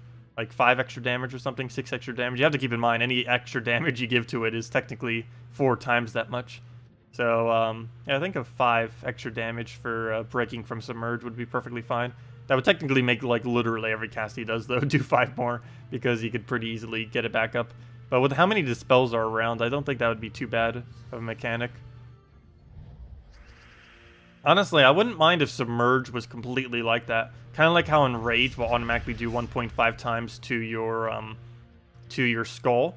That would actually been cool if Submerge, if you broke Submerge, it would do 1.5 times to your cast as well. Or something like that. But still, I really feel like they need to give him a break out of Submerge mechanic for extra damage. That would actually make his final trait useful. Because right now, you almost don't even want to cast them. Because if you cast them, he breaks from it. And why would you want to do that if you could just keep him protected? And if you already have other things to cast? You're just getting rid of his shield for no extra value. Because it's not actually doing anything in particular. And then you just break it off. Like right now, if we do this, all we're doing is unsubmerging him for an average attack. And it only did 22 damage to everything. Where it could have been 24 or something. But yeah, relative to... even once we get it to Mythic, when it gets like 2 more magic, maybe even 3, but I believe it's only 2. When it gets 2 more magic and gets up to 21 damage, that's only the same as Behemoth. And Behemoth was, I believe, the lowest pretty much full AoE that you could possibly do earlier. And this guy is like right on par with that, unfortunately. Can I do 4 times Baby Dragon? 4 times Baby Dragon again? I guess. I'm going to use the mid-tier battle, though. I can't do it on 3 trophy. That would just be a complete wipe within seconds. Yeah, I guess we'll bring back 3 times Baby Dragon. Let's see what we can do. We can get the new Leviathan out of it, too. Though I don't know if that would necessarily be a good thing. Okay, let's see. Take the purple. Oh, come on. He even got rid of Submerge with the Purge on the thing. We just can't keep that Submerge on him. He does not want to keep Submerge. Okay, since that happened, though, well, what we can do, though, is switch that. And now we have Justice in first slot, making it a lot easier to kill him. And what's our follow-up here? I don't really need to take the brown. What do we even get out of brown? We get 1 extra turn and we get to resubmerge. That is not that good of a value of extra turning for this team. Oh, I forgot to take the skull. Fail. Could have gotten that for free. Now I had to go out of my way with the KrissTigger. I saw it after the fact. So, fail. Hate when I do that. It's like you'll click on a cast ability, then you'll notice it's like, no, there's the move I should have taken. Okay, well, let me take that before I make the same mistake again. And let's actually keep the yellows and stuff on the board. I want to try getting a Shadow Dragon cast. No, we didn't end up getting one. The extra turn kind of moved it away. But we could just submerge, kill him. And down he goes. Hello, Draid! Welcome. Welcome, welcome. Okay, let's go ahead into the 4x Baby Dragon, see what we can do with that. Okay, well, actually, 1 second. Let me go clear this team real quick with the triple Kraken. Revenge Battle still gives double gold. Whenever I see a Revenge, I definitely want to go for it. That appears to be a mechanic of the game, because even after this patch, they have left it in the game. Even after they've overhauled everything. So I really have no reason to believe that it is a glitch. Otherwise, that is a very long 1.5 year lasting glitch. But yes, for any of you that don't know, even though it doesn't directly show you that it does, it does indeed give you 2 times as much gold for doing a revenge battle. It doesn't show it in the final screen, but if you track the amount of gold that you have before you go into a revenge battle, and the amount of gold you have after winning a revenge battle, it does indeed give twice as much of whatever the reward screen says. So if it says you got 3,000, you actually got 6,000 gold for doing that battle. So do keep that in mind. It's really excessively good value to get the revenges.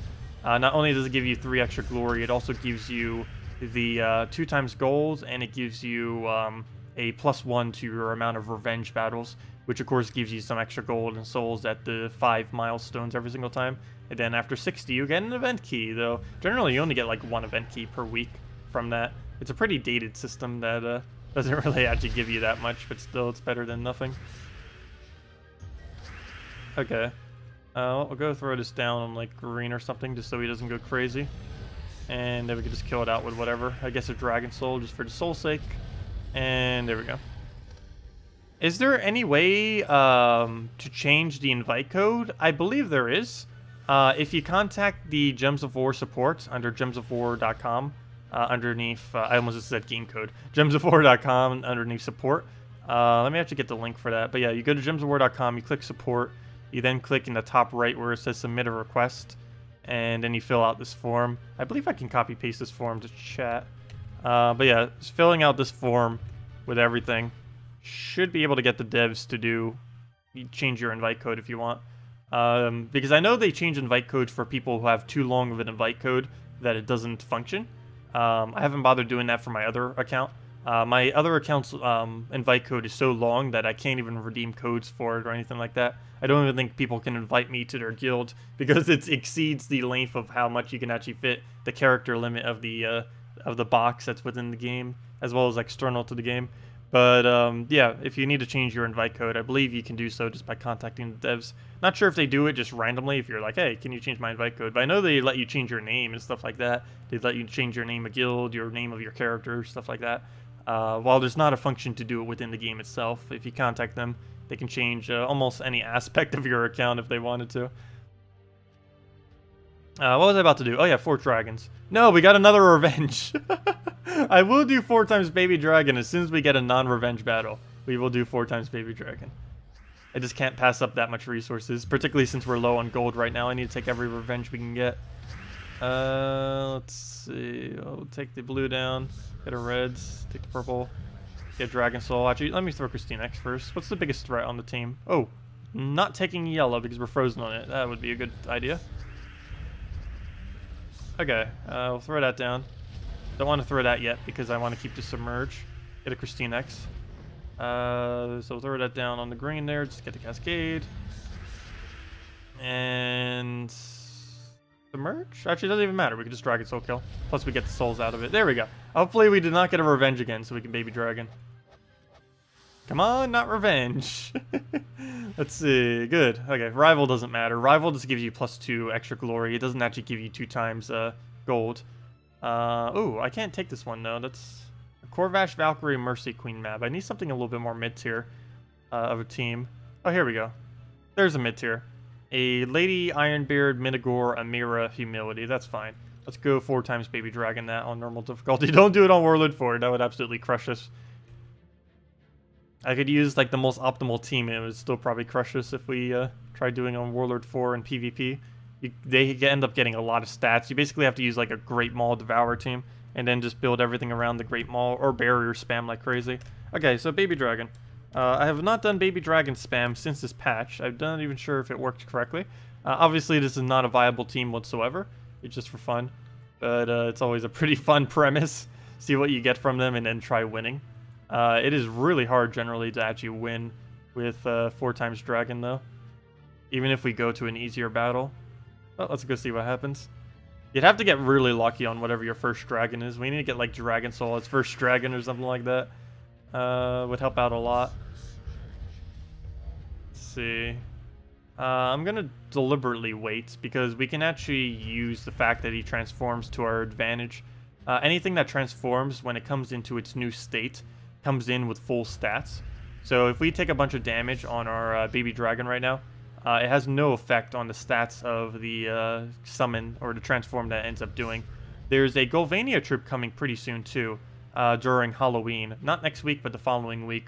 They're doing a whole Golvania event, and there's a really big transform mechanic that they're going to be adding, where a bunch of things can keep transforming back and forth.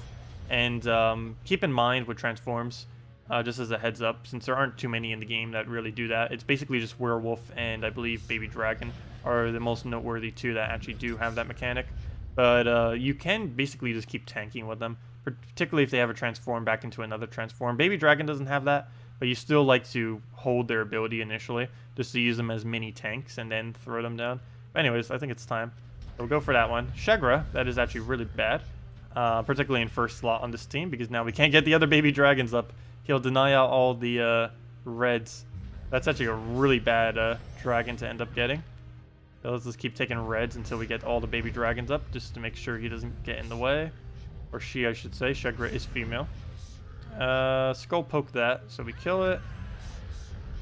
And now we throw all the Baby Dragons. Let's throw the weakest first. Okay, we got one of the most useless ones in the entire game. Plus, that's such a confliction right there. We remove all the reds, and we have one that explodes reds if there's 13 or more. That does not work. Oh, come on. Why are we getting all the worst possible options for this? Might just need a Shegra kill at this point. Ah, there's our team. Well, what a weird team. Shegra, Venoxia, Celastasia, and third slot, which is literally the slot it should never be used in. Celastasia is generally a first slot or a last slot because of how tanky it is. You never use it in third. Very, very, very situationally would you ever use it in second. Third's like the only place you would ever not use it. Of course, that's where it is. Well, let's keep moving stuff around till we can actually get something rolling.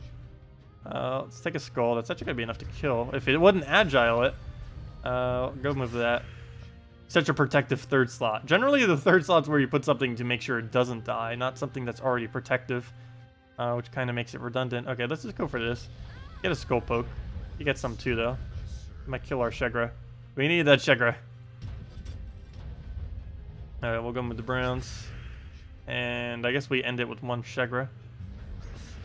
Nice extra turn. It's probably going to miss, but we'll give it a shot. Yep. Pure miss, but we can follow up with the skull. And down it goes. Okay, I think our stats might have been a little bit too much higher than his in that particular battle. Which is weird, because we're almost the same exact level. Not quite sure why his troops are so much lower. But, yep, there we go. Well, we gave it a shot with 4 times Baby Dragon. We've been getting really unlucky the last few times we've been trying 4 times Baby Dragon with it. Open some keys on the Let's Play account. The problem is there is no keys on the Let's Play account. There's like 30 keys, I think, on my other account right now. It has so few. I haven't really been farming it up barely at all. The key opening would last like 10 seconds. We'd click the button and it's like, oh yeah, we're already over. Yeah, it would not last that long. I will be opening some keys though later this week. I'm going to be doing it after the event, probably this Tuesday, I would think. Tuesday or Wednesday, whichever day I have more time on. I will be doing most likely another Let's Play episode for the other account. It won't be at Max Soulforge yet, but it will have, it will be able to do all the Merlantis key openings. Not only the event keys, but also just normal keys to try for it. So yeah, we're going to be doing a lot of stuff then. Maybe we'll even get a mythic, who knows. We'll see. We can't get it off of event keys, but we can get a mythic, of course, just from opening normal keys. The reason why the event keys wouldn't have any mythic is there's only a mythic in the event keys if and only if there is a mythic within Natural Kingdom. And since Merlantis obviously does not have any mythics yet, since it just came out, it would have a 0% chance of giving a mythic drop. Hello, Julian. Welcome. Do your red Guild War today? No, I always do it later in the day at 8 p.m. Eastern Standard Time. We always do all of our battles like way late into the day. That's just always been tradition for us. We always throw them down like right at the end of the day. We don't bother doing it in the mornings. We do it as like a little nightly thing generally. But yeah, I haven't thrown down my red Guild War. We ended up finding a really decent one at the end of the previous stream. That ended up working out pretty nice. It did use Infernus though, so unfortunately most people can't really bother with it. But it did work out. Also, are we in last right now? I think we are. Yes, we are all the way in last place. Mainly because we have 2 people that haven't done their battles yet, for the most part. And we have 1 whole person who's missing from the guild. So hopefully once they do their battles, we'll go back up to 8th. But yeah, this could be another week where we end up getting knocked down. Just because we don't end up having the points to really be able to do it with a whole person missing. Because 1 person missing is around 30,000 to 40,000 points difference. So you can see just with that, that would already put us into 9th, that alone, not even counting the rest of our battles. So that's generally what ends up happening when we do end up going down, just because we might be missing a person. 27 out of 30 is still not in the game, by the way. I don't forget if I really emphasize that or not, but yeah, that didn't get added this patch. They are still planning on adding it, they just didn't add it this particular patch. Hopefully they do it really soon, because it is really starting to get annoying. Having like 1 person missing and then you lose Guild Wars just because you're missing 1 person. Because 1 person loss in the top Guild Wars is basically just losing the entire thing.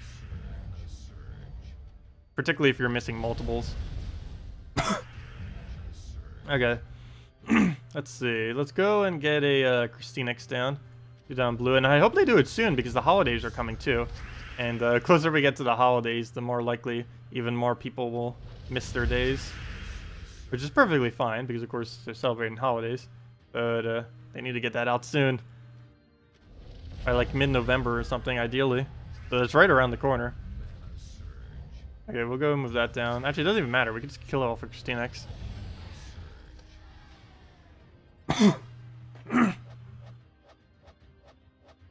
Your giant crab is mythic? Oh, nice. Congrats, Maximuse. Yeah, I'm still working on mine. It'll be a little while. We still need to throw even more gold at it. How much are we at? Maybe we'll do it all this week, and I'll just donate my gold a little bit later in the week, to next week. Wait, did I do my gold this week? I should probably double check that. Your guild. Roster. Oh yeah, I did way more than enough. I did 150,000 extra. So we're doing good on that. Hey, what's with the 0? I think that was the one who hasn't done the guilds yet. Don't be giving 0. What is this madness? Donate. Give us your 1,000,000 gold. Okay. Well, let's go open the gold keys. Confirm. Skip. Again, I wish there was a way to track a specific troop so we could see if we're actually getting more crabs or not. Because we have no way of knowing until we actually go and check our troops afterwards. And then we go to crab.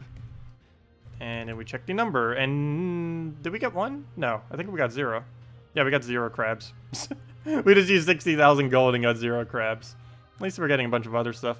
Also, our troop total after all these key openings almost went up to 200,000. We're at 187,173 troops. That is a lot of troops. That is a very, very large amount of troops. That reminds me. How's our Soulforge doing? I haven't even been paying attention to these resources anymore. We've accumulated so many of them that it's like, oh yeah, we kind of just have like infinite. We just have a gigantic reserve of them just sitting there doing whatever. Also, I don't believe we're getting a new mythic or a new mythic weapon until like next year. They are going to be doing more, but they said they're going to give like a 3 to 6 month period between each one to make sure people can actually accumulate the resources to get them. That's pretty nice.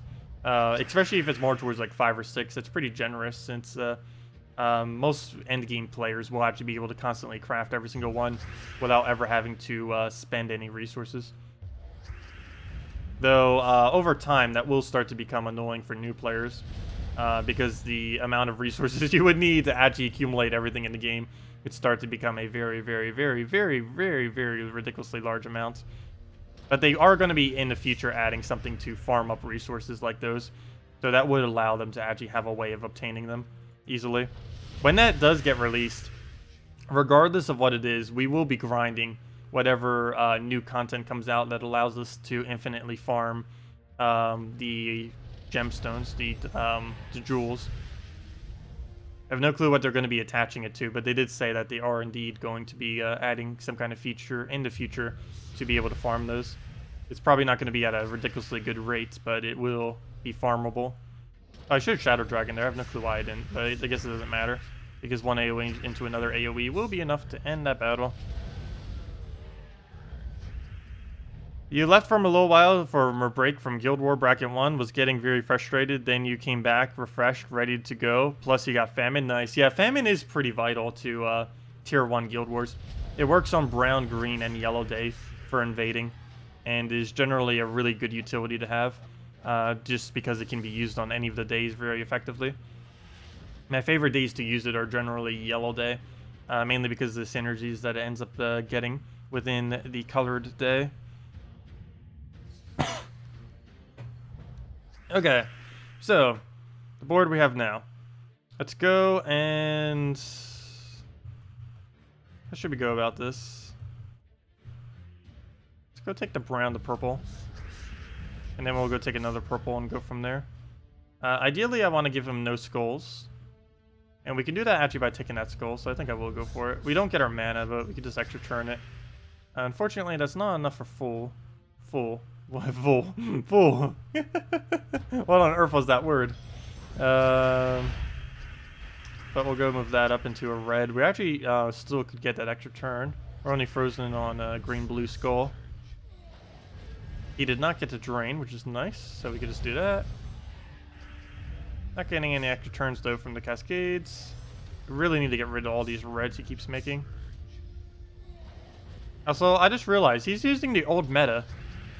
What is this madness? Do you guys remember when this was actually really good? Like the best team in the game?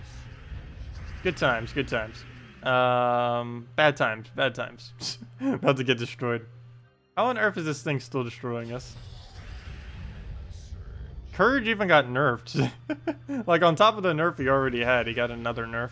Which is the fact that his ability doesn't multicast correctly.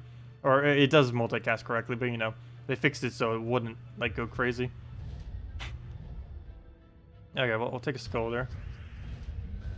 But now we're frozen on purple. Well, he's gonna die soon anyways. There we go, we're now frozen on purple because we have enough egg. Yeah, Courage Skull. Still very annoying. That hasn't changed. Bone Dragon into Purple Skull. I think that's the first time I've lost that team since it got nerfed, though. Let's see, Bone Dragon got nerfed, Courage got nerfed. I don't think there was a single thing on that team that didn't get nerfed. Let's see, what was the other trip that was used? Wait, it was double Courage, it was the Bone Dragon. What was the... Oh, it was a Wraith first slot. Wraith also got nerfed because Death Touch doesn't... it now has a 1-turn delay instead of a 0-turn delay. Though that wasn't what actually killed us, though. It was mainly just Courage and the Bone Dragon that killed us. Which is still a lot of stats. Courage is still way above average. Even though they nerfed him a billion times. If you compare him to something like the Warlord class, you can see just how ridiculously large the disparity is between them. Courage gives +2 attack and HP to all allies, including itself, every time you take a skull. And this triggers regardless of what position he's in. So, 2 to attack and HP on 8 troops. So that's 8 attack and 8 HP. That's 16 stats total. And it doesn't matter what slot it's in. Compare that to the Warlord trait, which gives your hero 3 attack, only if it's in first slot and only if it takes a skull. So Courage does 16 bonus, and it can be done in any slot. And Warlord class does 3 bonus, which is only to attack, and it has to be in first slot. It does not trigger if it's anywhere other than first slot. If you just compare those two, you can see that Courage is over 5 times as effective. Technically over 6 times as effective, since it can only be used in first slot for the other one. So it's like 6 times more effective.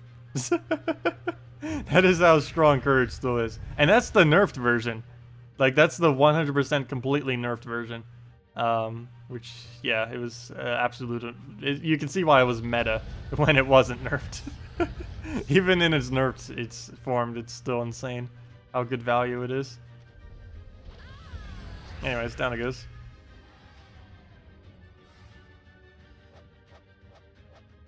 You think only 2 skull spam teams you currently have are... Yeah, generally the only 2 skull spams I used are Justice Team and Great Maul are about the only 2 things. Oh, you use a Stonehammer Courage. Interesting. Yeah, the skull team I normally go for, which is my personal preference, which I still use on occasion. It's a pretty big classic, basically from when Inferno King came out. Like, this was the team to use at one point. But Great Maul... And I still love using it just because it has a lot of skull potential. Out of every skull spam team in the game, it's still my favorite to use. Shegra and Inferno King. I've showed it many times before, but still fun to mess around with. And then we do go on double yellow banner. We still haven't gotten a better banner option for this team yet. It would be good if we could get a banner that had minus on... Oh, wait. Yeah, never mind. There is one banner that does it, but it doesn't do it correctly. We need a -1 on blue or green while gaining a +2 yellow. And while there technically is a banner that does that, it needs to be a not +1 green. I need a +2 yellow, -1 blue, and +1 to another color that isn't green. It could have been literally any other color, but unfortunately Suncrest banner is green, so it doesn't actually help this team at all. But yeah, if they were ever to add a +2 yellow, -1 blue, +1 to anything that isn't green, that would end up being basically the best banner to use with this team. Particularly if it was like a +1 brown or a +1 red. Would kind of put everything together for the team. But the banner doesn't exist. Okay, anyways, let's go into this. Ideally, we get Mercy first cast, obviously. Anytime you use Mercy, you're hoping for a first turn Mercy board. Didn't end up getting it this time. I gotta be really careful not to give him oh, he just got skulls. So I gotta be careful not to give him skulls. Oh, wait, never mind. He already got it. There's nothing we could do there to really get rid of it. We do have Mercy, though, so we could just cleanse it. So, but it's definitely a really big liability that we do have to cleanse before we actually cast him. So, for example, I can't really go for the Mercy yet. I need to wait until we basically, like, right about to get him to full. Because if he's going to entangle us again, while you're entangled, you can't gain stats, and that includes attack. Or I shouldn't say you can't gain stats. You don't gain attack, I should say, when you're in that state. So, yeah, there's nothing we could really do with that. I could try Inferno Kinging right now. That doesn't have alignment, though, so that'd be pointless. So move that over. I really need that. Oh, wait, what? What? How did you do so much damage already? Never mind. Well, that was a fail. I think we actually already lost then. Because I can't do Mercy. I can't throw anything else down right now. Wow. Yeah, that is one big problem that this team does have sometimes. And it's one of the reasons why I kind of stopped using it for the longest of time. If you don't get border alignment, you can spend so many turns just trying to find border alignment. Luckily, we don't actually need Great Maul to win. It just speeds up the battle. You can put literally anything in first slot and the team still wins. So it's not really important to have him. He just makes it so much quicker. We could still easily win without a Great Maul. It's just a lot slower since we don't have the damage output. And of course, it's good to win quicker than slower. But we'll still go for it. As you can see, he's still pretty much dead. Actually, let me use Shegra after. And that's match. But yeah, Great Maul isn't needed at all. I've done it with Peasant, I've done it with Fortress Gate, I've done it with so many weird things in first slot just to mess around. But yeah, that's basically the team. It's only the triple threat. The last 3 slots are the entire team. You could even just use whatever the event troop is too. I believe the event troop right now is that guy, that one Golem. I think he gives like 500 gold if you use him right now. Is that in PvP? I can't even remember. Again, it felt like the event this Monday was already ages ago. because we had the whole graphical overhaul and so many things between the update and everything in between that time. So feels like ages ago. Alright, well, we'll do that. Death marked again. That is quite unfortunate since we don't have a direct way to get rid of that immediately. Unless we can get a blue or a green surge, which I'll try for. Oh, didn't get it, and it risked us getting hit by that. Okay, so we'll just go for the brown. He'll Kraken us, and we'll go from there. Don't die. As long as he doesn't Death Mark die, we should be fine. Or just doesn't normal die either. That would also not be good, but he devoured us, we'll devour him back. So now we get a gigantic Great Maul, and as long as it doesn't die to Death Mark, we win. So we do need to try getting a Mercy into him. Just so we can keep him up. Okay, he re-Death Marked us, which means this turn we can't die. Because there's a 1-turn delay. But that does mean the timer has been reset. So that does give more proc chances that it will die. Trying to get Mercy up before... Never mind. Well then. Well, what's the next game plan then? I guess we go and keep baiting it until we can get a Skull Poke on it. Once we get him down, we should pretty much win.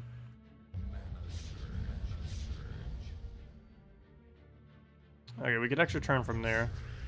And we have alignment, so yeah, we won. That is match. All we need to do now is just find the last few skulls that we need to put it together, and there's one of them. That over. And please tell me you have alignment. That'd be so nice right now, but you actually don't. Oh, now you do. That's match. And it's still our turn. With 114 Great Maul doing gigantic damage up there. Stonehammer 2 times Courage Mercy. That sounds interesting, only if you had Courage fully traded. Yeah, Stonehammer 2 times Courage. We have tried it before. It normally doesn't work out too decently, mainly because of Stonehammer against Scion. But now that no one's running Scion, I guess we could try it again. Because we won't need to use it against constant Scions. So let me go get a Stonehammer. Where is he? Stonehammer. We could actually go 3 Stonehammers. No, that would be pointless. It's almost pointless going 1 Stonehammer. But let's go get him in. Get the double Courage and get a Mercy in there. Mercy. Get that super... Oh, wait. We already have the Mercy. Duh. And double Courage. Okay. So we can still keep the double yellow banner. Because we're still going over a somewhat similar premise. And let's just see what we can do for the battle. Okay, Mercy, right off the bat. None. So we'll take a skull. Manas. We got him. No follow-up, though. But we can get a full. That'll be nice. We'll just go and surge this one. And now, don't miss. Go. Okay, good job, Stonehammer. Stonehammer hit rate is like 0. Half a 0. Let's see. Mercy, you will not do much. Browns, you will also not do much. I need to try getting red right now. And again, no reds. And he'll probably swipe it from us? No, but he moves it so we can't take it. I can get Mercy for a little small amount, but it's not really going to do much here. Let's take a yellow here. He gets Devour, and it does look like we're about to lose. Let's see. Mercy. Nothing we can do with that there. We can take the red up, start getting Courage down some. So we actually have some skull damage. Need to start removing some of these greens from the board anyways, so he doesn't get them for value. Mercy might be worth casting. We get the mana, plus we get a skull into it. Also make sure the other guy doesn't die as easily. No, never mind. Well, Devour. It doesn't really matter with Devour. It's going to hit regardless. Yeah, that's match. We're going to lose now. Unless we can win with like 1 gigantic Stonehammer. Doesn't look like it's going to happen. I am extremely anti-Stonehammer. He's so useless. Let's see. I'd rather use a Gorgolfa in literally every single instance. There isn't a single instance where I wouldn't use Gorgolfa instead. Let's see. Even if I need immune to Devour, I don't care. I'd go Gorgolfa. Even though it has no immune to Devour. Let's see. We'll go move that up. He just has way too high a mana cost for what he actually does. And if he misses his ability, you just instantly lose. Well, throw that down. And he has missed literally all 3 of his casts so far. And down he goes. Is something wrong with the code redeem page? It's just spinning and then telling you that you have to redo CAPTCHA. Some people have been having a weird glitch. But yeah, it is used up at the moment. We will have another one very soon. Probably in the next half an hour or so. Probably give out the next one. Oh yeah, there's also a new page for it too. The old page doesn't work if you happen to still have the previous page bookmarked from ages ago. I should say ages ago. I think it was only like a month ago when they end up switching the page. But yeah, do make sure if you do have it bookmarked that you have the newer page of the thing bookmarked. Because if you use the old one, it will just endlessly do nothing. Okay, we'll take the yellow. Trying to get a nice cast off there. It doesn't look like we can really get that alignment, so we'll just throw it on blues. Oh, now we have the Shadow Dragon, but he's just going to take it, though. And now we don't have any alignment. Gonna need to take the last of our Dragon Soul. He's going to double Wisp on us. He does get rid of the enchants. All we need is one more purple to go get that back up. Okay, you can stop now. There you go. Okay. Wisps are still very vicious. They just love going on forever. Okay, well, let's go and take purple so we can get Dragon Soul. Oh, we got a revive on it. Nice. Very nice. Except, can he end his turn already? There we go. We have Shadow Dragon, but what good would that really do? But then again, there's a 1 in 4 chance it will kill the right target. But it doesn't have enough boost ratio, so never mind, it wouldn't even kill it. What's the game plan then? I guess we just take a standard purple. Yep, and down it goes. But we can still let Dragon Soul live on. And then do it into Submerge. I keep calling it Submerge. It's not actually called Submerge. I think it's called like Wave Crash or something. Yes, exactly that. Wave Crash. And down it goes. Only halfway to the next level. I think we've gained 2 levels in like the entire week. 2 or 3 levels. It goes up so slow. Hey, it's a Wisp. Or Whist. I think that's supposed to be Wisp. I don't know. It's a D instead of a P. I've never heard of the word whist though. Maybe it's something. Who knows? We could do green to red. We could take skull. Or just take purple for the crystallize, which I believe is the best bet. And now we can take the green to red because it's actually still there. That way we could take the red to a purple chance. I might actually take this. Oh, there we go. Good thing I did. Because look, we can even see it now. It would have been. And now we can even see that it is guaranteed. We'll take that down. There's also a chance that we could have gotten another purple to drop, which would have led to a extra turn. Which we didn't get, but at least we got to see that one. Yeah, even if we didn't see that, I was going to go for that exact move. And we would have gotten it regardless. Okay, let's get ourselves some blue. So we'll get rid of the greens there, get the Cascade. Maybe we should have removed blue, because there actually wasn't enough for him to get the Queen Mab, but oh well. Get that down. It does help him with his greens a little bit, but he still ends up missing, for the most part. Shadow Dragon, do you have alignment? Yes, you do, but we're frozen on blue, so there's no point in casting it. We'll just get rid of all these greens, and that's enough boost ratio to kill it out. It does have to... Or, wait, what? You made a nice post on the forum basically saying thanks to the devs for the new search filter. Now it's getting blasted with unhappy people or upset little things. Aww. Yeah, I know. I think people need to appreciate the things that actually did get improved some. I know the visuals definitely aren't the most perfect thing as far as a change. But generally, I don't know. I was never really a person who cared too much about the visuals of a game. The gameplay is what really matters to me. The actual visuals mean very, very little to me in the game. They could change the visuals to squares, triangles, and whatever else, and it would make almost no difference on my experience of enjoying this game or any similar one. As long as all the mechanics are there, that's the main thing I normally care about in a game. The visuals mean very little. I do wish the readability and this ridiculously hard to see board would be changed, which they are going to be addressing soon. But, I don't know. The actual visuals I don't care as much about. Really at all. Which is why my reaction was kind of like, yeah, it happened.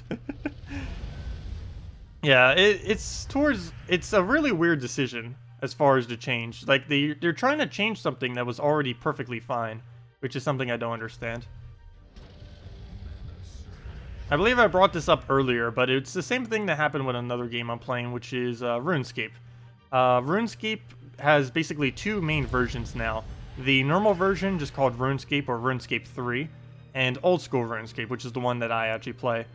Basically, Old School RuneScape was the version of the game visually prior to them completely butchering the entire game. Not in like a bad way, but in a way that it became drastically different. I feel like that's kind of what happened with Gems of War. It passed into that drastically different phase that made the community split into two different groups.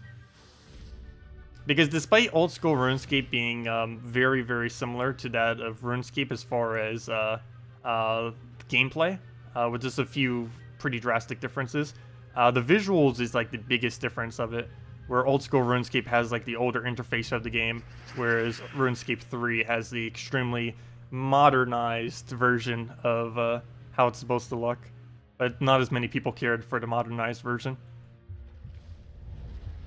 Let's see, what do we even move here? Well, we'll go for the reds. Take the blues. Skull I'm not even going to bother with. We'll take the red. Brown into green or red here, actually, I think is our best move. And of course, we missed both of them. Fail. Well, we could just take a green and then give the next down. Let's see. You're not delighted with the appearance, but the main things that bothered you are just the game mechanics. They broke. Yeah, I know. Like, Agile not working. The fact that Queen Mab was, or not Queen Mab, but the fact that those three troops of Black Beast, Sacrificial Priest, and Elspeth were beyond broken when they were released. This patch, it was patched almost instantly, like after a day or two. But there was a glitch for about 2 days where you were basically able to instantly kill out the entire enemy team.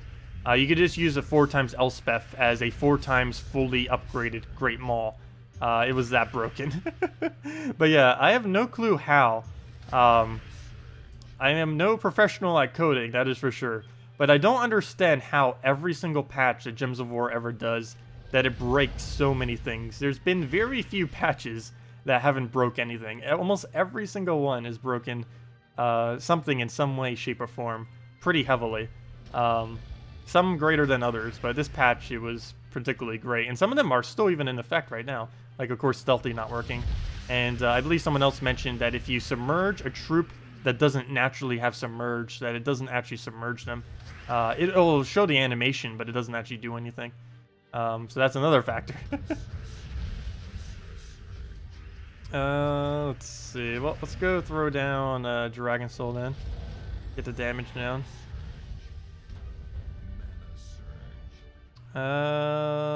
Skull Poke. Get that. Throw this. Get her a little bit of damage. Get the Shuffle, though that Shuffle doesn't really do much. Hey, Dragon Soul Revive. We're getting really lucky with Dragon Soul Revives today, I do have to say. It comes in handy for winning. Though that is a core mechanic of him. I wonder if they're ever going to give him a unique trait, too. They did mention that. Dragon Soul used to have a very, very, very, very weird trait prior. So weird that the community was able to convince the devs to completely get rid of it. The trait it used to do was, when it dies, it would have a 100% chance of staying alive, but it would overtake one of your other troops. The problem with this, though, is if this other troop, for example, the Shadow Dragon, has full mana, and the Shadow Dragon takes over this troop, the Shadow Dragon has 0 mana, and you just lost your entire troop that had full mana. And because of that reason, it made it very pointless to ever use a Dragon Soul. It was the first instance in the entire game where having a troop not traded was better. So they end up changing his trait. The only problem, though, is they changed his trait to basically the exact same thing Inferno King is, which is a 25% chance to revive itself. And they did say that they were going to add a unique trait to it, but then they never did, which I don't actually mind. But I'm kind of curious if they ever will do anything with him, because he technically has the exact same trait as another already existing troop. Also, we just lost. I haven't lost a Dark Monolith for a while, wow. But he is damaged, so every single time he casts it is like such a ridiculously high amount of damage. It is relatively balanced, though, because it's very rare to actually see him at a lower HP. It's just when you end up poisoning him like that with a with something. It's one of the reasons why poison's actually pretty bad in late game. There is a new mythic coming out though that's gonna make poison great again, but it's I think 2 mythics away or something. It's not until more towards the end of this year. But there's a troop that's going to be able to instantly kill poison's enemies, which is going to be so strong. We'll see how it pans out. It has a really high mana cost though, and it can only be cast once, but it double kills if it hits double poison. So it has quite a bit of potential. That is for sure. We'll see what happens when it actually comes out. It doesn't actually poison itself other than on Skull, and since it hits backline, you're going to need to use it with like a Venoxia or a what's her name, Uriali or something like that. Something that has a good poison all, or Shadow Dragon, or Web Spinner.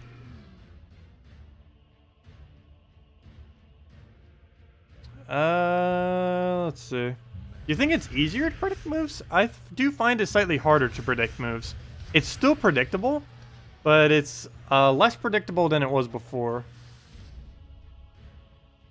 There are different ways that you can bait them, though, that you weren't previously able to do.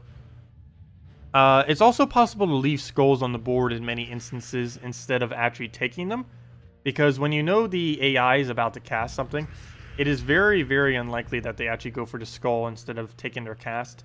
They generally like to prioritize casting instead, which you can use to your advantage. Sometimes they even skip skulls and stuff because of that. You know what? Let's go and take that down. I gotta also go see if I can go show an instance of what I mean. Let's see. Watch, I'll predict it wrong. Probably. Let's see. Like, for example, right here. Never mind, he moved the skull. Oh, no, and then he... Wait, never mind. Why did he take the skull? I guess because we had mana. But that's not what he's supposed to do. Never mind. Scratch everything. Okay, so there goes Famine. We'll get that down. Well, go take the green over. Hey, don't want to take the skull yet. I'd rather stock up on our mana since he's since his famine is now down. So we'll go get rid of brown. That gives us blue. That gives us closer to our next cast. Let him take the skull again because we'll survive it. We get the purple too and an extra turn. Very nice. So move that down. I don't have any Shadow Dragon to throw. Move that to the side. 1 HP. We don't have any way to really poke that down easily. What's his magic level? I don't think it's high enough. Wait, where is your magic? Wait. Oh, 18. Why must they move it to such weird locations? 17. Oh, we do get it. Nice. Let's go try for it. Got it. Very nice. Exactly what we needed. And now we can just deny something like green and go from there. So we'll get rid of green just so he doesn't have it for his famine. We'll go try poking him out with something, and then we go from there. Actually, I probably should have just poked him out while we had the chance right there with the skull. Now it's only a 50-50 chance. And we missed. But, oh well, we can just kill it out with anything at this point. Doesn't really matter. We can even use this little guy. Actually, that's not enough damage. Okay, we'll use the standard Christine next in. Oh, wait! Oh, no! I should have aimed at something that had more gems. I didn't realize it was that big of a damage disparity. Oh, well. You can target the AI with Elspeth, and she will create one of the, allies' colors, but she still kills the last slot. Wait, what? You can still target the AI with Elspeth. Oh, can you really? To create one of their colors? Interesting. I didn't even notice that. Is it really that broken right now? Let me go use Bombot team and go see. Though there's really no point in doing that with a Bombot team. I'm kind of curious. Wow, how broken did they break this game? To battle, challenges, Bombot. Let's go make yellows then, so we can recast her immediately. Yeah, I didn't bother using Elspeth since they fixed it. I just assumed they fixed it because everyone's like, yeah, it's fine. So I didn't bother really mess with it other than on Bombot team. And when I was just hitting on last slot to make sure that it was working correctly for that. But yeah, let's just take that red. Oh yeah, you can. Really? Well then, it doesn't kill it, but you can do it to create the color that you want. Too bad they don't have a brown. I wonder if there's any kind of strange team that we can do to utilize that. What can win even quicker than Bombot? I don't think there is anything that can win quicker than Bombot, so there really wouldn't be any point in doing that mechanic. Unless you happen to be using her in PvP. That would give her more choices, at least, if you were using her in PvP. But in Explore, I don't think that really comes into play. It's so much quicker just doing the standard team because you know exactly what's going to happen every time and what you need to do. But yeah, let's go try her in PvP real quick. Go mess with that. A lower battle though. Let's just use the Bombbot team against something weak. Let's go use it against like this, for example, and see if we can utilize one of his colors after we do our kill. So first things first, we will do the standard brown into it just to get the initial damage down. Actually, I might have accidentally killed it already. Let's see. But we'll throw down Bombbot, Black Managle, and now would be the time when we need to start utilizing the fact that she can do a different color. So basically what we'd want to do now is have her target Night Coronet, because she would get her own mana back up, and then we could just keep doing that until we fill up War. So we throw this on you, and we get our yellow. Oh yeah, I forgot, it still kills our last slot though. And then it moves it up. Never mind, we might just have to kill it normally then. Because if I do it now, it's going to kill our hero, which obviously we don't want to do. We do not want to kill our hero. Or do we? You know what? Let's go get Brown. Gonna hit him anyways. There we go. That was weird. But yeah, you can actually still target the enemy. And you can still target Stealthies too, if you want to go do something with that.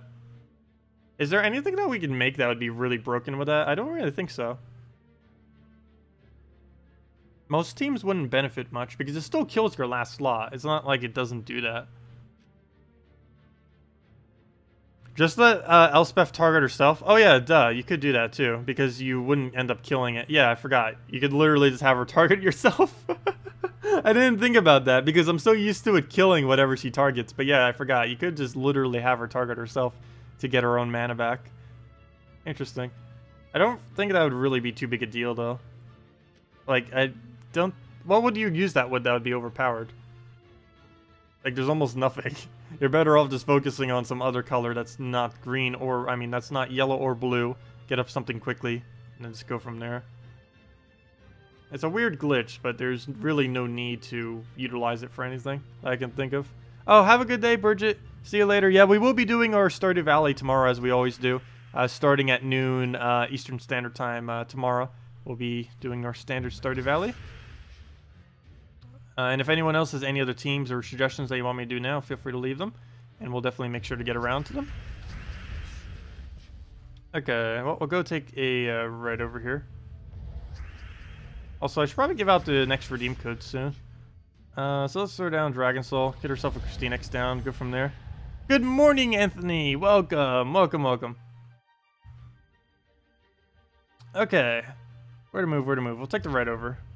We'll move that. Get herself a nice KrissTigger, go from there. Let's see. Yeah, we'll go for green. Just to get rid of it, because he's going to double KrissTigger soon. Shadow Dragon, why do you not have alignment? There's so much good board on the board. There's so much good board on the board.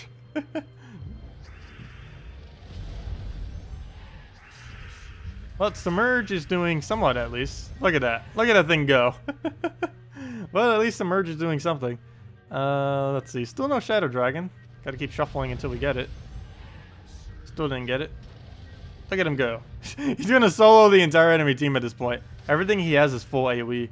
So, it's a lot easier to kind of dodge that kind of stuff. Okay, we could swipe that, but I'm just gonna KrissTigger it for damage sake. And then clean up with Dragon Soul for max souls. And down it goes. All Frozen Immunity team? I don't think there's any viable all Frozen Immunity team. The biggest issue with that is most of them use the blue color. And now you would have too much confliction of blues if you were to try to do that. We could try making one, though. We need to find a Queen Mab before we go and bother with that. It'd be pointless using a full freeze team against not Queen Mab. The other issue that comes with that is Devour, too. Because our team would be too slow to work against Devour. Oh, okay. We need to take a brown to the red. Or take the purple. I think we take purple. We need to get the cast off. Take the green. Take the blue. And I guess red surge. That gives us Dragon Soul potential. Nope. Stop, stop, stop, stop. Stop. Okay, move that. Get herself a green remove. And good to go. Okay, let's take a Dragon Soul. Wow, he's so tanky. It's because we keep humiliating him. Humiliating. We keep humiliating.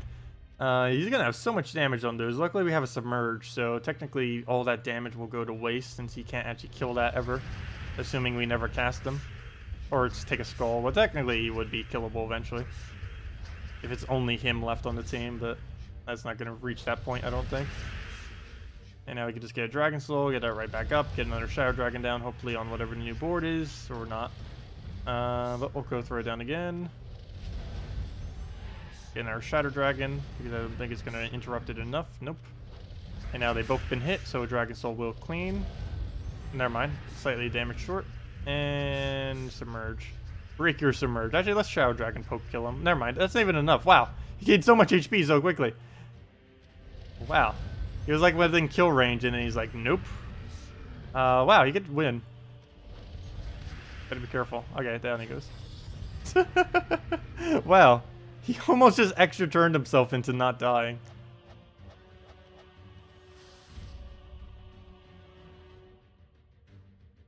You couldn't play Explore now without Elspeth? Yeah. Explore without Elspeth just feels so strange. You could still do some quick teams like Valkyrie, Romaine, Siren. Works pretty decent since you get the Empowered Siren, which is something very similar to that of a Elspeth. The problem with an Siren, though, is you can only target the enemy instead of allies or something like that. Hello, Imri! Welcome, welcome, welcome. Let's see. Gorgotha, KrissTigger, Dragon Soul, Alternative. Are you asking me to do that as a team? Yeah, we've done that before. I can go do it, though. But yeah, Gorgotha, KrissTigger, Dragon Soul is generally the basis that you build almost any team into. It's also really good that you build, you can build that team into any of what the event troops are. Is the event troop actually a thing this week? I keep forgetting. Again, it felt like forever since we got like a new kingdom and a new entire patch since then. Use Ancient Golem in PvP to gain 500 gold. You know what? Yeah, let's go use Ancient Golem more. Might as well. Go use it in the triple threat team. So let's go set that up. Standard Gorgotha, Dragon Soul, KrissTigger. Actually, we could put KrissTigger first. Really depends what we're up against, depending on where we want to have our mana generator. Yeah, I guess we'll put it in tanky order. So go Gorgotha, KrissTigger, Dragon Soul, wrong order. Drag, Soul, Dragons. And what was the other one we needed? We need whatever the event troop is, which I actually forget his name, but I know he's a construct. There he is, Ancient Golem. He's actually the first one. That's convenient. And a couple different banners we can go. I think we're going to go for red, purple. I sometimes go for the +2 red, +1, or +2 purple, +1 red, -1 yellow. Oops, and I just did again. It's natural habit. But I'm going to go red, purple, just so we can get a okay Gorgotha. Now that Scion isn't being used as much, the whole reason I used +2 purple, +1 red, -1 yellow for the longest time was because Scion was running everywhere, and he kind of needed to focus more on the Dragon Soul than on anything else. But now that Scion doesn't really get used as much, we can focus more on whatever we want to get up. So I'll give the versatility of us being able to do the Gorgotha. It costs us a -1 purple, but it's not really going to make too big of a difference in most battles. That's still going to be perfectly fine. Still let him do whatever. There isn't much he can do to really stop this. It's just a triple threat constantly destroying him. And all we do is just keep looping between the three and then we win. It's probably one of the safest teams in the entire game right now. Using a Gorgotha, KrissTigger, Dragon Soul, any Impervious in last slot. Or really almost any troop in existence in last slot. It doesn't even really matter too much for the most part. Of course, I'm using this guy now because of the events giving us the 500 gold. Probably be utilizing that a little bit more this week, given the fact that that's actually pretty good value, given that we need a lot more gold for all the gold keys. Basically, 500 gold is almost 2 gold keys in itself. So if it actually gets increased by my bonus, that actually is 2 gold keys. That's more than 2 gold keys. That's almost like 3 or 4 gold keys right there. Definitely a solid 3, that's for sure. But yeah, speaking of gold keys. Gold keys! Give us the crab. We need you. Yeah, I might just use Golem for the rest of the day. Just so we get the little bit extra gold. If we already win it in If we're already going to win quickly, it doesn't really matter. And it'll give us that nice amount of extra bit that we need. Okay, what does that bring us up to as far as our crab? We're almost there. 9 more copies. 9 more copies and he's mythic. We're so close. I can't wait till the updated event keys come out that they mentioned. They're going to be making event keys in a format that eventually they will be giving every single drop within the kingdom, including commons and rares. Of course, they'll give multiple drops whenever you get a common and rare. But it's going to help out a lot, particularly when new kingdoms come out. Because it's going to make it so people don't have to throw down a billion resources every single time a new kingdom comes out. Basically, in order to max out a new troop in this game, you have to max out literally every single troop in the game in order to get a new single troop to mythic.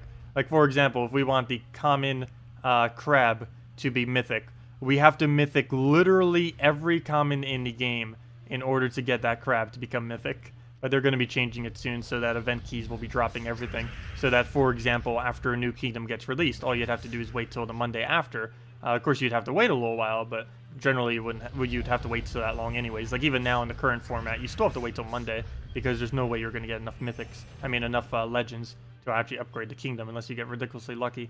But, yeah, it's basically going to make it so every single time a new kingdom comes out, you'll just be able to use event keys the following week. And you'll have to throw a little bit more event keys than you normally would, but you would end up getting every single troop within the kingdom without having to open a bunch of glory keys or gem keys or anything like that, which is going to be nice because that means I can start saving my glory and gem keys instead of using them on whatever the new event is. Well, I'll still have to throw some of them down because if you want to get them on Friday, Saturday, or Sunday prior to the event switchover, you would have to throw them down. So we'd still have to throw down some, but all the excess that I do, like all those gold keys and stuff, we would be able to stop doing that. Because we can just use, we could use the new event keys that are going to be created eventually instead. I'm not quite sure when they're getting that patch out for that. Could even be next patch. That'd be pretty cool. They have mentioned it. They didn't actually implement it, obviously.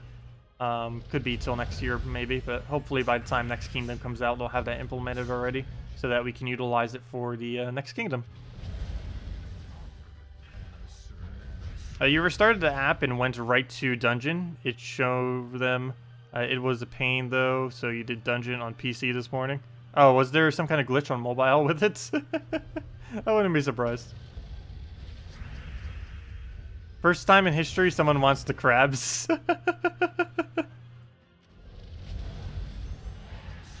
Not like that. Okay, let's go throw down the greens. And then this Dragon Soul or something. Yeah, we only need 9 more crabs and then we're done with crabs. Oops, why did I do that? I could have literally just killed him with this. Doesn't even matter where we target it. Goes down.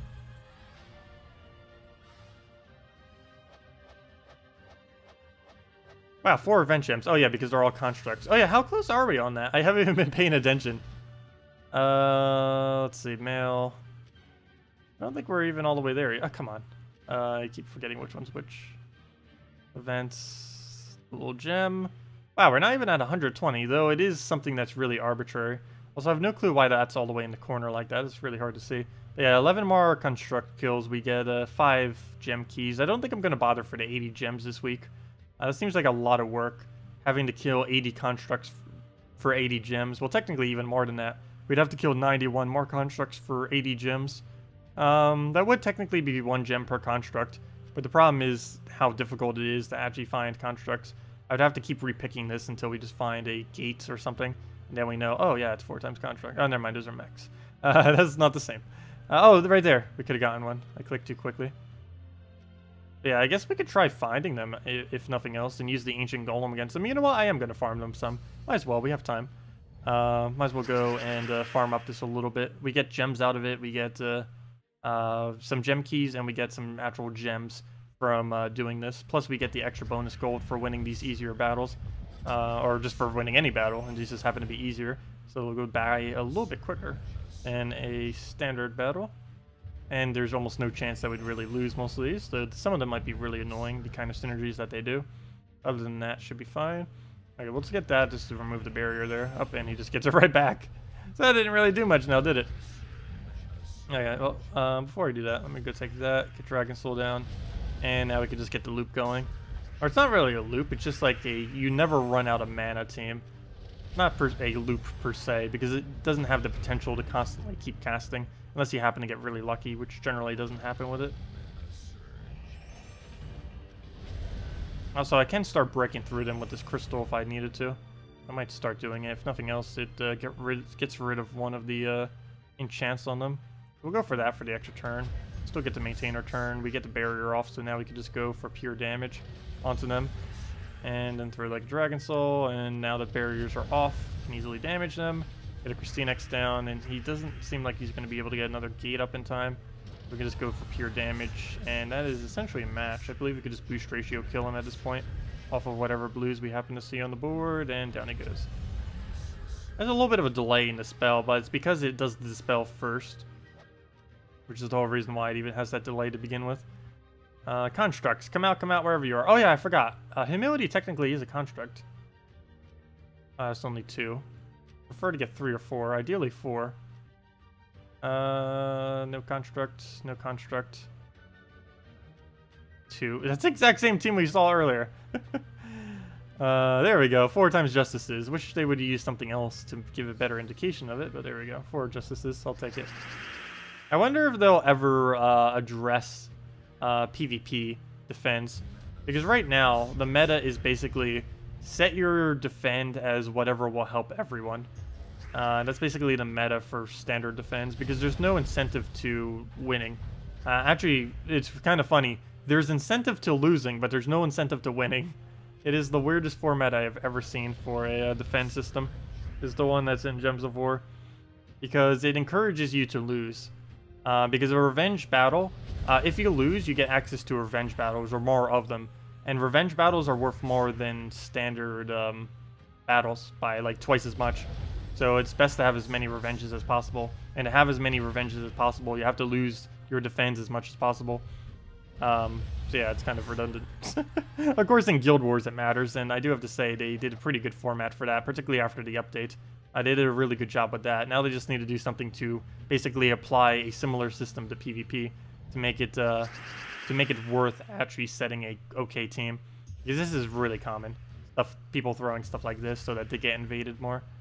And people will go to it because it's just so easy, so much quicker than doing alternative means. Particularly this week when you can only do it in PvP and you have to kill a bunch of constructs. The second you see a construct, you're going to go and fight that battle. He hasn't seen it yet? Sorry, what did I not see? See your post before this? Sorry. What was your post? Tacet. You can farm the 500 gold in casual PvP, 3 trophy, hardest mode, 4, with the 1 event card. Wait, does that actually scale off of difficulty? I always thought that the bonuses that you get per week don't actually scale off of bonuses. I've never noticed that. But if that is the case, we could run a Great Maul team against it. Run Great Maul, Mercy, 1 other support troop, and then the Golem, of course, because we need it in our team to actually get the gold. Not quite sure how quick that would go, though.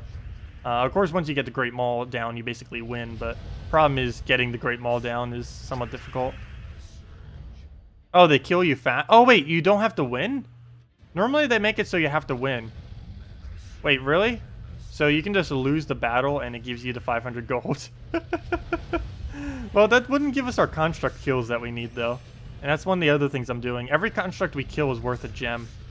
And the next, like, 9-ish that we kill are also worth basically a key as well. So, it's definitely worth actually killing them. Alright, we'll get the barrier off, and now we can just Dragon Soul it. They shouldn't be able to get another thing. We'll just do that. Oh, never mind. He will get one more. We could just KrissTigger that, and then Crystal the other one. Wait, how did he live? I guess because he got the bonus from the stats. Okay, we'll just kill it with KrissTigger or Dragon Soul. This could be way more than enough. And down it goes. Yeah, I know. It's more for the gold than anything else. Well, how would you make yourself weak enough, though? Because your stats would be so much... Well, in my case, my stats are so much higher than literally everything I face. So even if I do end up doing that, it's probably just quicker for me to kill them than it is to let them kill me. Because look at how tanky this thing is. It has Impervious. And on top of that, it has... what is that then? That's 126 durability plus impervious. That is not going to die easily. Even the Kraken team, that's not going to die easily. Even if we're deliberately trying to let it die. Oh, I could have taken yellow there. Oh, never mind. I couldn't have. We're frozen. Okay, never mind. I did the right move. I unintentionally did the right move. Okay, we'll throw down the yellow there. We don't have Dragon Soul, so we don't need to worry about those. Let me actually get that one. Oh, no! That's not what I meant to cast. I meant to cast KrissTigger. Right there. Fail! Oh, well, it's not going to matter. We obviously are going to win this. It's a really easy battle that we're just doing to farm up resources. I need those golds. I need all the gold pieces. And one more. Actually, I could have probably targeted something that would have been a bit better there, but oh well, down it goes. Yeah, I always level up my troops because I need to show them for the videos on Mondays. So every troop I ever get that's new goes to max level immediately. I know that there is some strategy in leaving them unleveled, but then I can't show the video on Mondays, which would kind of defeat the purpose. Okay, well, let's go take the yellow. Take the other yellow. Take another yellow.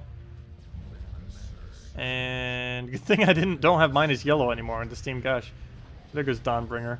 It does give some barrier, but we're so used to the other teams that a full barrier isn't really that big a deal. We'll go get Dragon Soul down, get a KrissTigger, go from there. I want to do the Dragon Soul first because I want to get rid of the barrier with the weaker ability because that does less damage than the other one. Okay. Can we take purple? Can we take red? Yes, we can. We can get that. Probably should just go Growthwood there, but apparently that was a big enough cascade that it didn't even matter. So we'll get a KrissTigger there, get a skull. Extra turn skull, actually. Then we'll clear the board. Should probably just kill the Dawnbringer there. Oh, that was a weird lag.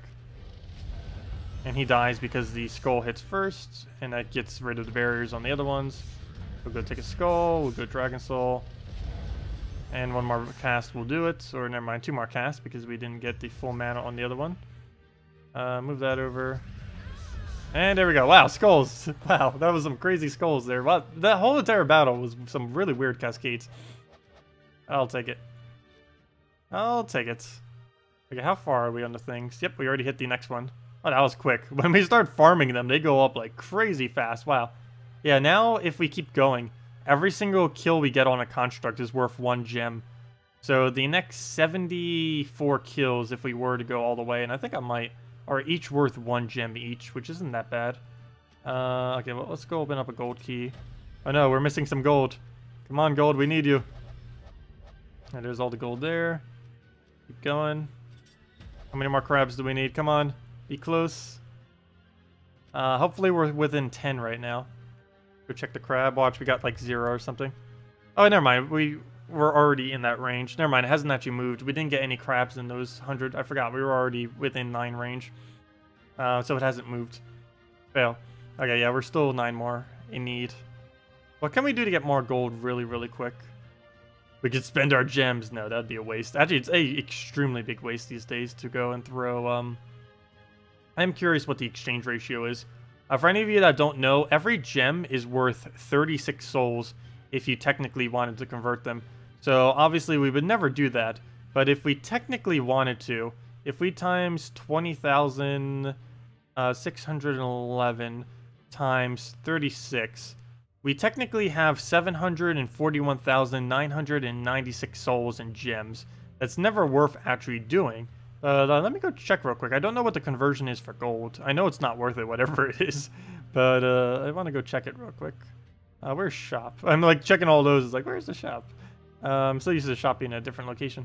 But, okay, gold. So it's 75,000. So how much is each gold piece worth then? Or how much is each gem worth in gold, I mean? So 75,000. Divide that by 300. So every gem is worth 250 gold. So basically, every gem is almost a gem, or not gem key. That would be amazing. Every gem is a gem key. That would be ridiculously overpowered. But every gem is almost 1 gold key, essentially. It's 50 off from a gold key. So every 6 is 5, right? Did I do that right? No. Yes, every 6 is 5. So every 6 gem keys, every 6 gems is 5 gold keys. So how many gold keys would that be then? If that is the case.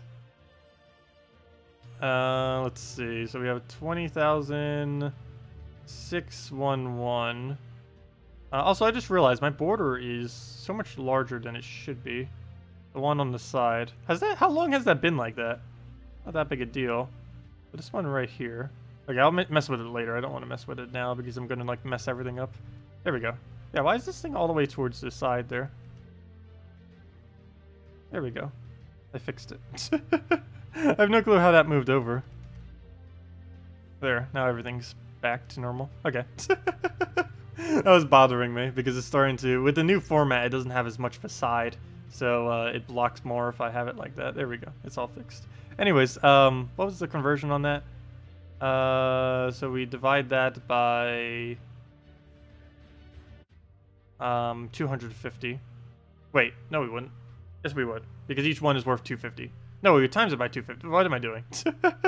20,611 times 250 divided by 300. Also, that'd be a little over 5 million gold. And it would give us 17,175 gold keys. That is actually very small. Wow. Yeah, and as I stated, there's really no point at all in ever throwing down either of those at all whatsoever. Not to the slightest degree is it worth it. Another code? Sure, we'll go give out another code. Might as well. So this will be the last code for today. Our second code. We'll have another one on Monday. Will be the next one, and then of course we'll have more the following week. But yeah, we'll give out the redeem code. So let's go do that. So we got this code. Save and exit, and make sure that we marked it, and we're good to go. Okay, so let's go get up this code, get the link for the code, go get it into our interface below, and go from there. So redeem code. Put that right in right there. Boom, space, and there it is. Let me center this some actually. And let me go. Whoa. Cancel. What just happened? Hopefully I didn't mess anything up. No. I think it scrolled when I didn't want it to scroll. Why it looks so weird on my end. I don't think it actually did anything on the other end though, that you guys are looking at. It like glitched out everything for a second. Anyways, there's the code. Let me go get the link to where you use it to, as well as the thing if you just want to copy paste it for convenience. So there's the thing. And let's go use it ourselves. Oops, that is my actual stream. What are you doing, stream? Oops, there's my actual stream again. It's the stream into my stream again. Okay, but let's go put everything up. So our invite code can be found underneath the options menu under this little cog that says settings once you hover over it. And right at the bottom there's where your invite code is. So you type in that, whatever yours is, type in the code that we just put in, the redeem code, say that you're not a robot, click redeem, and there we go. And that gives the normal reward of 2 treasure maps. Come on. 2 treasure maps, 1 gem key, 200 souls, and 2,500 gold. And let's go use all of that as well. We got a celestial. And what?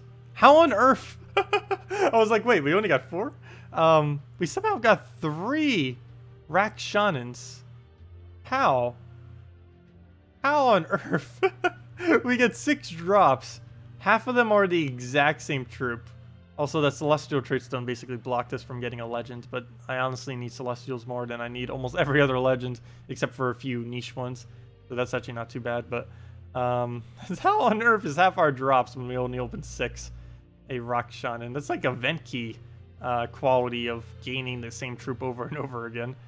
That is really bad luck right there. Wow. Also, 5 of those keys were from the event thing that we ended up doing, of course. The rest just came from the other one came from the redeem code, of course. Only one of them came from the code. Are you a construct? Yes, you are, surprisingly. Well, let's go take it out for money. We need your gold. Give us all your gold. We're here to plunder. We're here to plunder it all. Okay, well, take purple down. Good. Move right over. Good. See if we can find a drop here. No, we don't have any. Okay, so we'll go and take brown blue. We'll move whatever up there. We'll try for a purple drop, see if we can get it. Ideally we can. Yeah, we'll go for it. Didn't get it. Take the purple.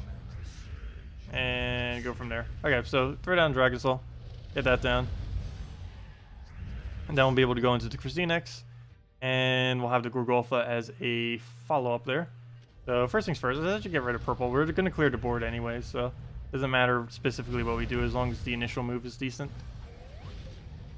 And if we could just keep clearing stuff like browns, which are pretty populated. And then just Dragon Soul. Hello, Mehmet. Welcome. Yeah, anyone just getting here, make sure to use the redeem code below. Also, it's probably still in chat as well. Didn't make sure to use that. It had just got posted, so it's definitely still usable. And it probably will be for almost the rest of the stream, I would assume. Probably for the next half an hour or so. Yeah, no problem for the code, everyone. Right now, we're just trying to basically farm the last of the constructs we need, while we're also farming gold to try to get the last of the crabs we need. That is the goal right now. And those gems we'll put towards event keys for Monday. Because I don't think the event keys we have will be able to cover everything. We currently have 302. We're going to gain, like, what, 20-something, 30-something, 40-something more on Monday? I forget the exact amount off the top of my head. But let's say we go up to 350 by Monday. I don't think 350 will be enough to get everything we need. Ideally, it will be. We'll see when it actually happens. But still, I need to do the gold regardless now because the crabs are not within the drop pool of those. Anyways, events. Main thing we're trying to do right now is get the last of this. We need 70 more construct kills, and each one of those kills basically counts as one gem towards us getting gems. Get those last little kills. Let's see. There's a construct. There we go. Full construct team. Pretty easy to tell. If you see one construct, generally it's a full construct team. Nobody really bothers running construct-based teams. Sometimes if we see a justice, it might be like a justice team or something. But a good majority of what we see will just be people just spamming the same thing 4 times over to help the people out. Let's take red. We have 2 purple chances, of which we missed both, but oh well. It was chances that we had. Am I playing another game today? Probably not. Oh no, there isn't really anything out there that I need to play at the moment. No, nothing that I can think of. But yeah, my day is a little bit free though today, like after the stream. So I don't know. I can't think of any game that I'd really go play though on this particular day.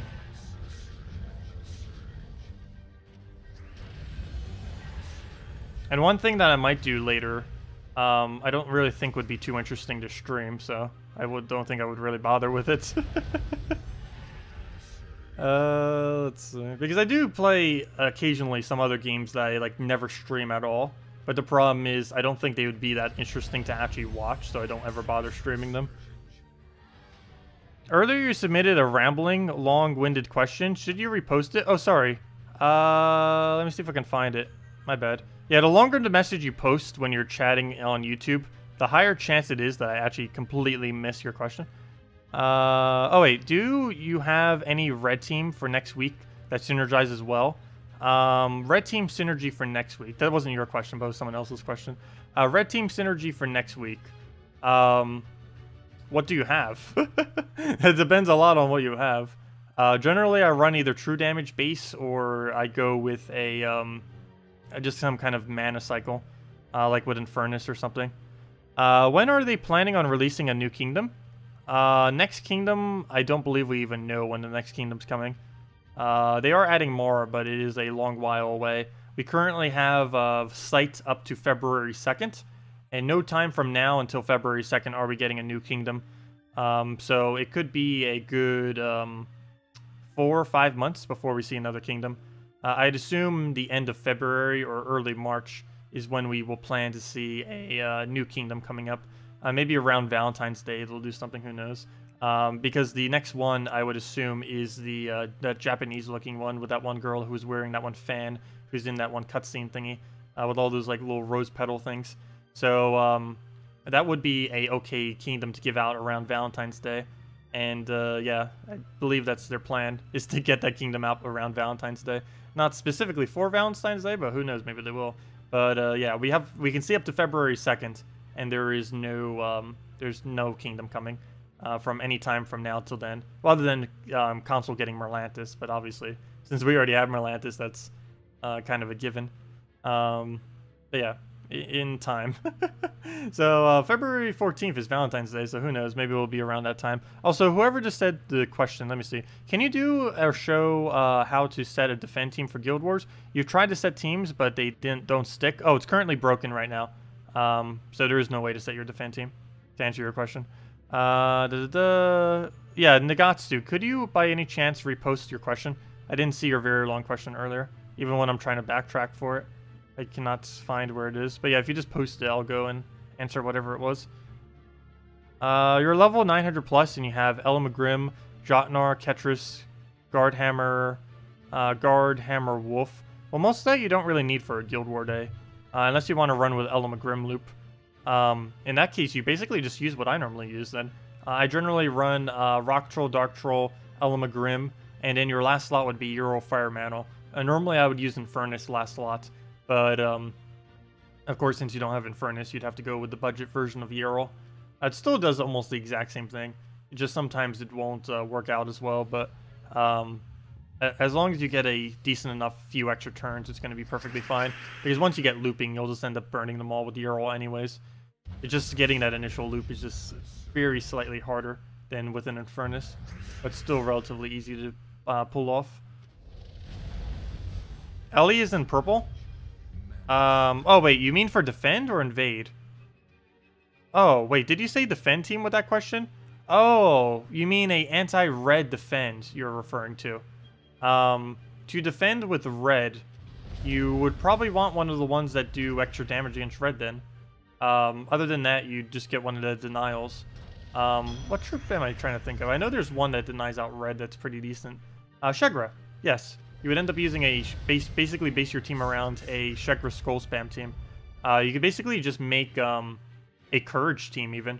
You could do a double Courage, Bone Dragon, Shegra or something along those lines. That premise of team, because Shegra is a really good red denier. It's one of the reasons you normally don't see me using Shegra on like red-based teams. It's very situational because surprisingly, Shegra's, despite it being something that needs a lot of reds, it's also one of the best denials of red. And also, most red Guild War teams do not run with Skull Mitigation. Some of them do run with Elamagrim, but a good majority of people don't actually have Elamagrim. Even though it seems like I use it every single time. Like, I'm pretty sure only a fifth of the people that actually fight you will actually be using that Elamagrim attack reduction team.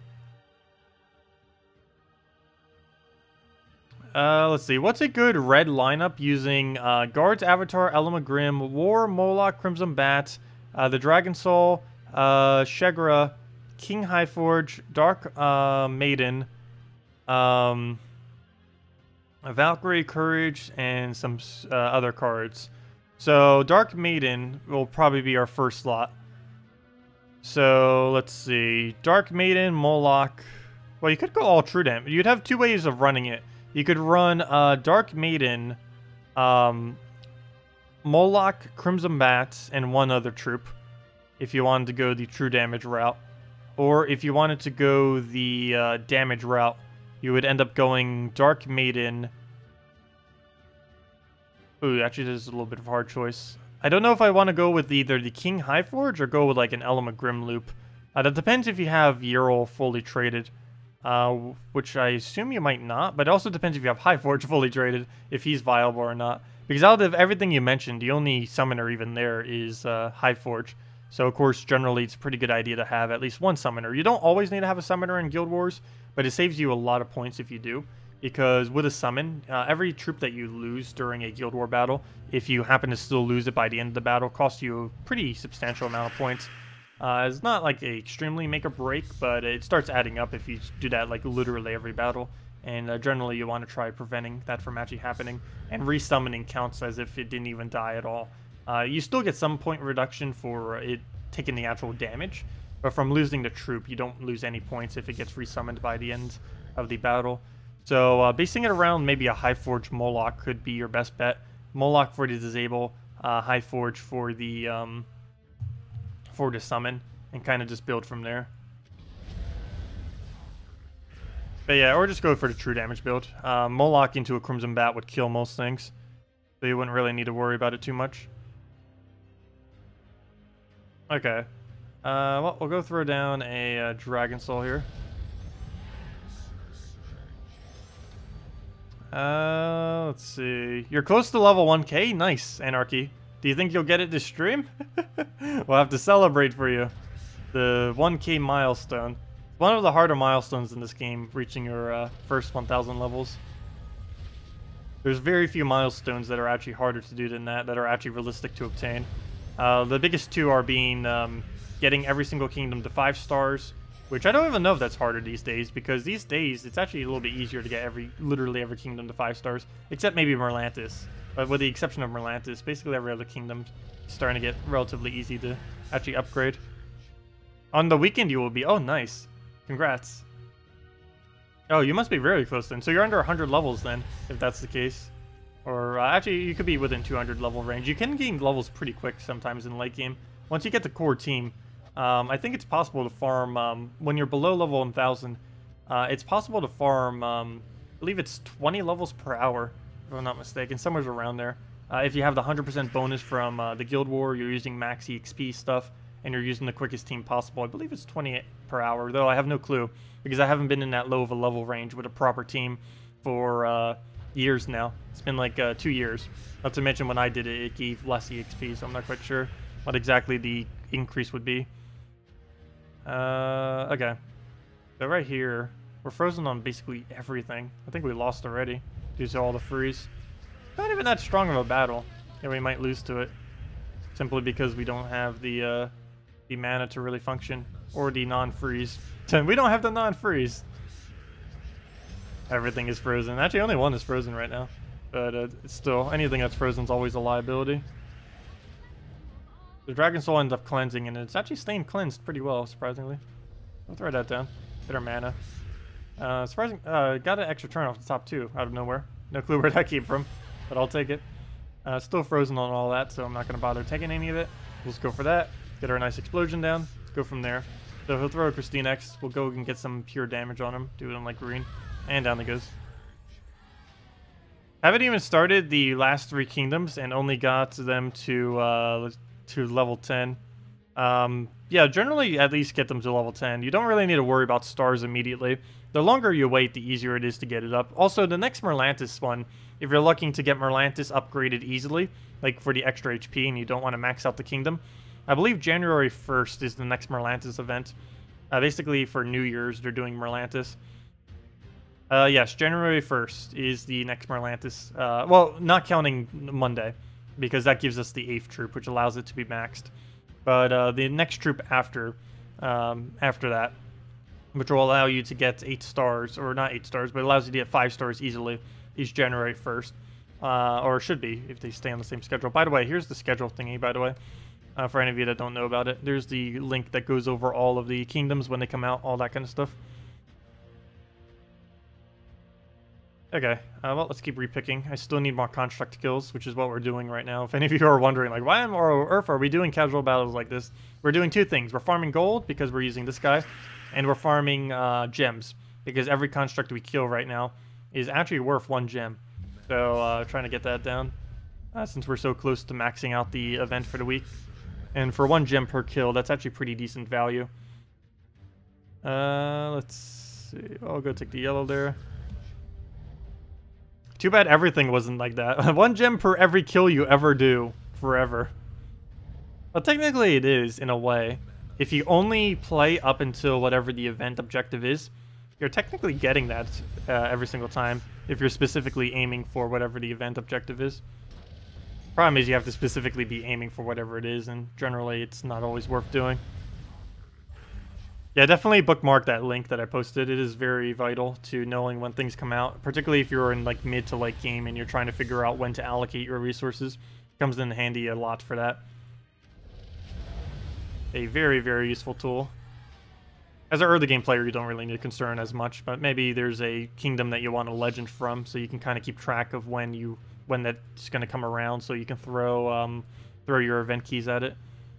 Like, for example, the next pretty good event key drop for newer players, but for most people, it'd probably just be next week if you want any of the new Merlantis stuff. But not counting next week. February. Wow, that is a long time before we get another good event. Wait, unless I missed one. Oh, never mind. Silverglade. November 6th is the next best time for a newer player to throw their event keys, I would have to say, because it gives you KrissTigger, and KrissTigger is one of the strongest troops in the game. It's definitely the strongest dragon in the game if you're looking for sheer damage output. If you like the dragon teams and other variants, that would probably be the best early game time to throw it down. Yeah, there's actually a lot of stuff to throw down for mid to late game players. For one, we obviously do Merlantis next week. Then the following week, 1 week after, October 30th, 1 week or 1 day before Halloween, there's a Golvania event. 3 new troops are being released, and one of them's a legend, so you have to open up event keys to go get that guy. So we'll be making sure we get at least one of him.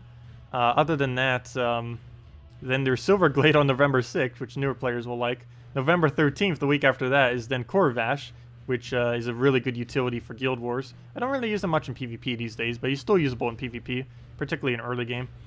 And then after that, there's like a Blackhawk Legend on December 4th. And then we get a little bit of a break where most of the stuff isn't really worth it until the new year. Okay, anyways, let's go and move that up. They also don't do updates around Christmas time. They stop... actually, I shouldn't say that. They're stopping on December 11th. They're then taking a vacation. Then they come back at December 25th to do the patch thing. I believe they're still going to be off, though. Generally, they take like a holiday from like mid-December to like early January.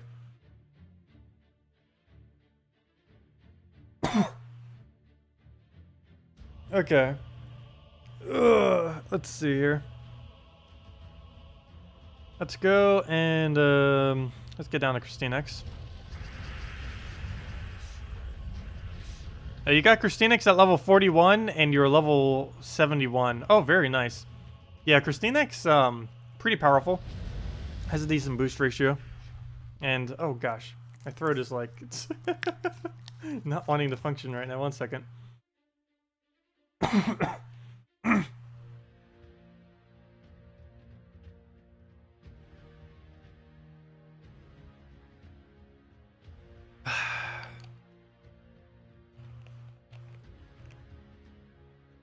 Come on, Cap. You know what I think it might be? I think I might be starting to slightly get lightheaded from looking at the board. Same thing happened yesterday.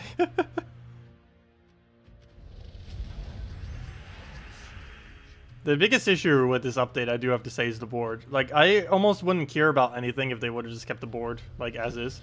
But, this is insane. It is so hard. Even after trying to adjust your eyes to it, it's... no. You can't do that. It's so ridiculously hard to see it against the background. You're looking at too many colors at once. It just all blends together. Try Azura 2 times, or Azura 2 times KrissTigger and Sylvania Mora. Sure, that would help keep it protected a bit more with the Sylvania Mora. Let me go do a actually, you know what? Let's just do the PvP battle then. So, upstairs suggested team. I need to go get a different team slot then for that. Let's go do it over top of Kraken Justice. Sure, let's do it over top of that. Oh, there's not even anything there. Wait, why is it just my hero with Crew Club? I guess the default's to that when there's nothing. Okay, Azura. Oops, I forgot you need a...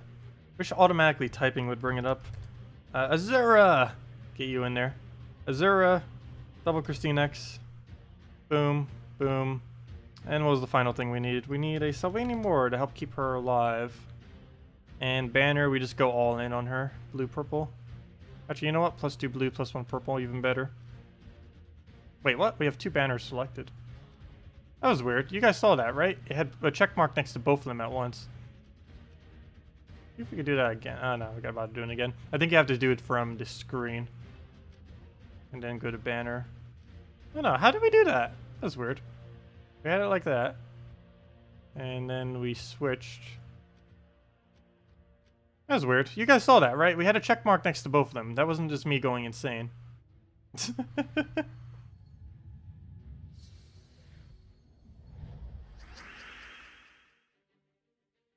Alright, we'll go move that down.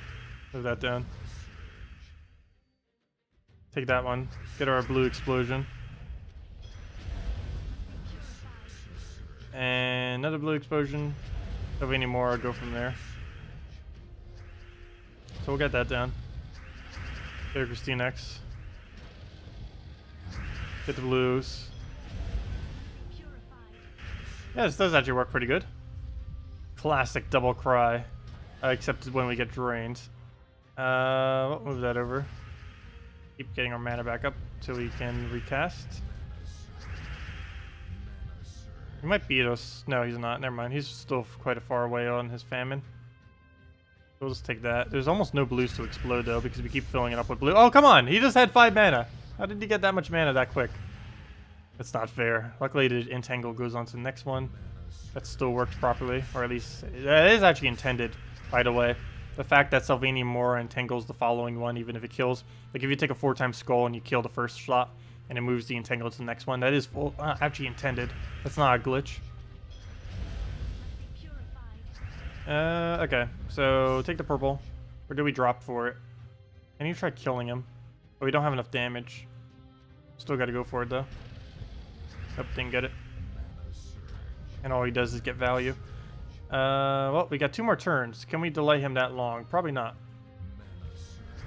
No. The answer is no. The answer is no. But 1 died. We still get to crystallize, though. Still get to keep it. So at this point, we could just throw another explosion, get another KrissTigger, and that'll win. Oh, no, not a famine. Come on, famine! Cooperate with us. Come on, now. Okay, now we need a solo with 1 KrissTigger, which is definitely very much possible to do. Especially since he hasn't really taken much damage. Get rid of yellow there. Probably should have done green. Oh, never mind. Doesn't even matter because it kills him. And now we just need to get the final bit of mana we need. Did we give it reds? It doesn't really gain anything out of it, so I guess it's fine. We'll do that. Oh, no, it got an amnesia there. So we will need another cast. I'm not too worried about Inferno King, though, particularly to follow up for Inferno King, since they can't really do much. We can just kill it with this thing if we need, and we are going to need. So we'll throw that down. We don't get the gem spawn because there weren't more magic on him. He only has 15. We have 17. So too high. Or too low, I should say. We could do that for a skull, so we'll do that. He gains mana, but he's frozen. What? He took another extra turn and went into a frozen one again. The power of them being frozen. Okay. I need to make sure I don't give him anything here. So I think we get rid of brown. Because there's no skull alignment, and he sees that there's no alignment, so he doesn't actually go for it. We do have a way of dropping that. Nice. Okay, we get that over. Get that over. That gives us KrissTigger. Don't even need it, though. Skull takes him out. And down he goes. And that ends up working out decently, other than famine being really annoying, but that was beyond really our control of being able to do anything there.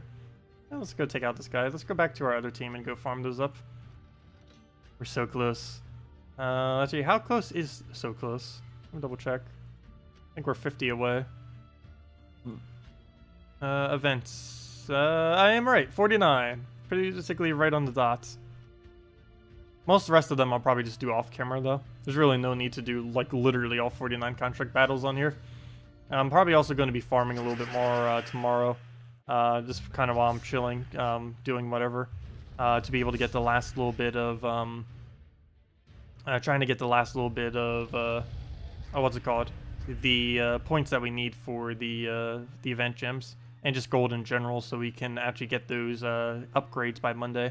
So that we can have fully maxed out kingdoms again to mess around with. It's not really as important as some of the other kingdoms because it's not like it's magic, it's not like it's attack, but 1 HP can still make quite a bit of a difference. Does your version 3.2 change video cover how the Guild War Defense Team's unique troops bonus works? Does your version 3.1 change this video cover how the Guild War Defense Team's unique troop bonuses work? I briefly went over it, but I didn't really cover it in extensive detail, no. Not in that video. I'll be doing a video likely on Tuesday going over that pretty heavily. Or even Monday night. Actually, probably on Tuesday, because then we'll actually get to see some implementation of it prior to just saying stuff about it. But, yeah. Basically, how it works, from my understanding, is you set unique... You need to set all of your teams to be unique. You can't have any repeats across all 6 of your teams. And the more unique you have, the more team score you basically get, or more points you basically get. It doesn't matter if they win or lose. Though ideally, of course, you want them to win. But it basically comes down to just being unique with them. This is to encourage people not to spam the exact same team for all 6 days. And this does not apply this week, by the way. So if you're wondering like why, or if you're confused like how it's getting calculated or anything, it's not calculating out this week, which is probably why some people are like really confused, like what on earth do we do with this? But yeah, it doesn't apply till next week. So set your unique teams, probably get them ready on Monday, and yeah, we'll be messing around with that probably on Monday's stream as well, setting all of our defense to whatever there might be. Might even do it Sunday night, who knows? Probably gonna wait till Monday though. Because there's, I still want to actually test them and actually fight against them too. We can still test our defend teams by just clicking that too. And there's quite a few I want to test. This will be one of my defends for sure. But there's a lot of more meta things I want to go run that I want to mess around with. And I need to be careful how I use my Kraken and stuff, because I need to distribute all of the really good troops evenly so that it actually covers all the bases that would really need.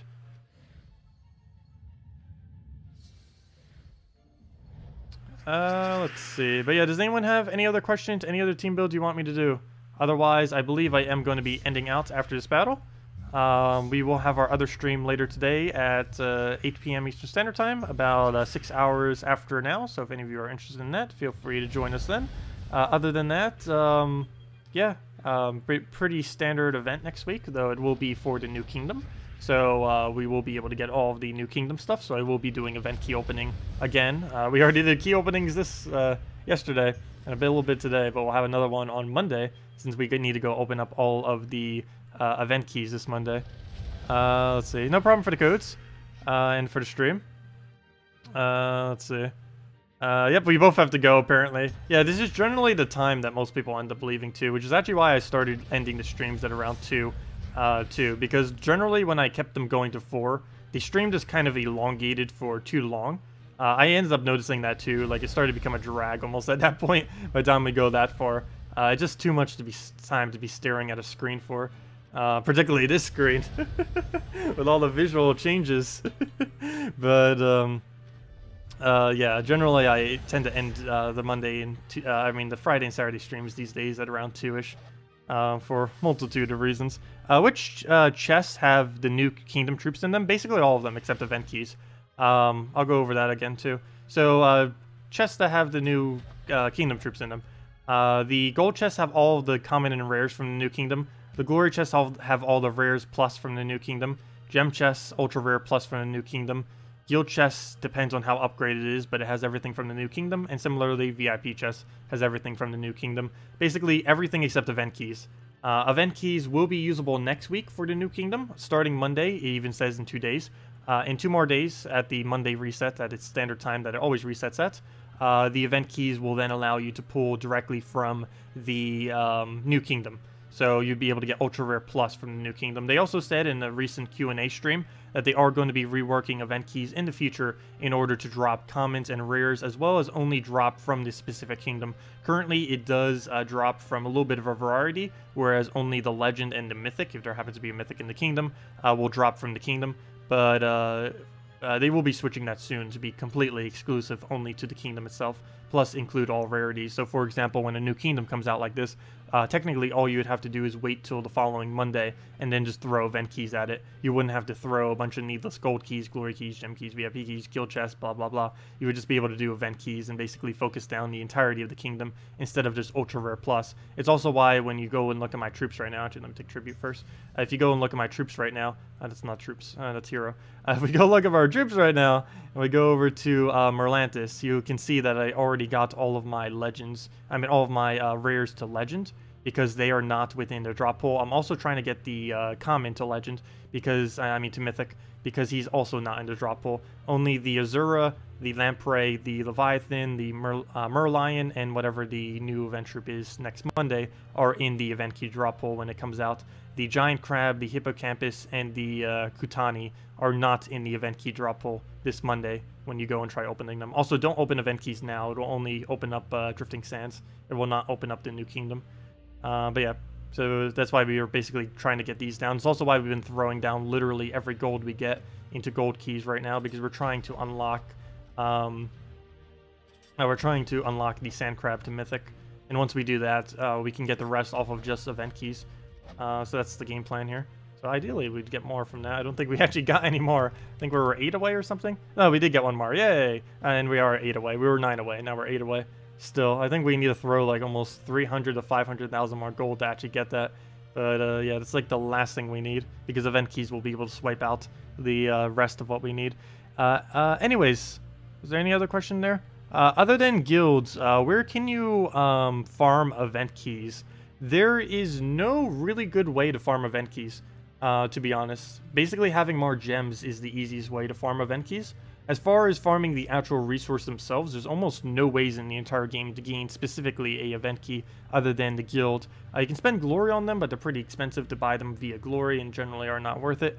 But yeah, basically just getting a large gem stack and then throwing 50 bulks of gems. The reason why you want to throw the gems at the event keys in 50 bulks is just because, not that the drop pool is any different when you do it in 50, but when you're buying them specifically from gems, you get a small discount. I think it's like 10% less gems that it actually costs when you do that. So basically just buying them in 50 bulks with gems. As far as where you get gems, checking your tribute, doing a treasure hunt, and just again from guild are about the main ways that you get them.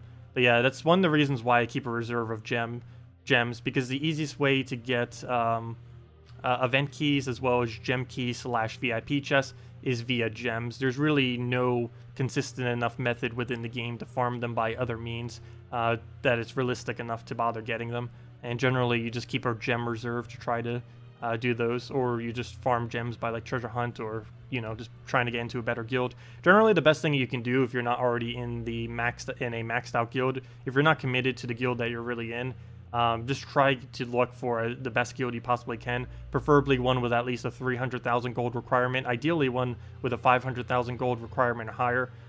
Some of the top guilds in the game, like probably the top 10-ish, all run around a 1,000,000 gold requirement, and any guild that starts getting above 300,000 or more generally give every single guild task as well as many other rewards. And that's generally the easiest way to accumulate all the resources within the game, is to get to the point where you have all the kingdoms maxed out so that you can throw that much gold into the guild. And it's best to go basically the highest amount of gold you possibly can into a minimum for a guild so that you can claim those rewards, because you claim them so quickly. There's basically no downtime. You just naturally play throughout the week. You put your gold into the guild, and then at every single Monday, you basically just get a great influx of resources coming in. So it's generally a pretty good idea to use that as your main method of accumulating resources over time for those kind of things. But yeah, there really isn't any, to answer your initial question, there isn't really any particular way that I would say to go about farming event keys. Just if you happen to see them off of the events, go for them every single time you see them. If you ever see them on the event thing, go for them. If you see gems, go for them, and just kind of do that. Is about the best way to really go about keeping a decent event key reserve. But anyways, guys, thank you all so much for joining the stream today. We will be back later tonight, though, of course. Later tonight, about 6 hours from now, 6 hours, 10 minutes. We'll be back with the Guild Wars, the dungeon, and we'll see what we can do. It's a red day, if I'm not mistaken, today. Yes, I am wearing a red shirt. It would be red day. So probably going to throw a Elamagrim loop, see if we can win with that, and just go through all that. So anyways, guys, thank you all so much for stopping by. I'll see you all later. Hope you all have a wonderful, wonderful weekend. Don't forget Merlantis event next Monday, so you'll want to throw your event keys then. Don't throw them now. It'll be a waste. So wait till Monday for those. And yeah, I'll see you all later. Have a wonderful weekend, and best of luck if you're going to be opening up any chests. Goodbye, everyone.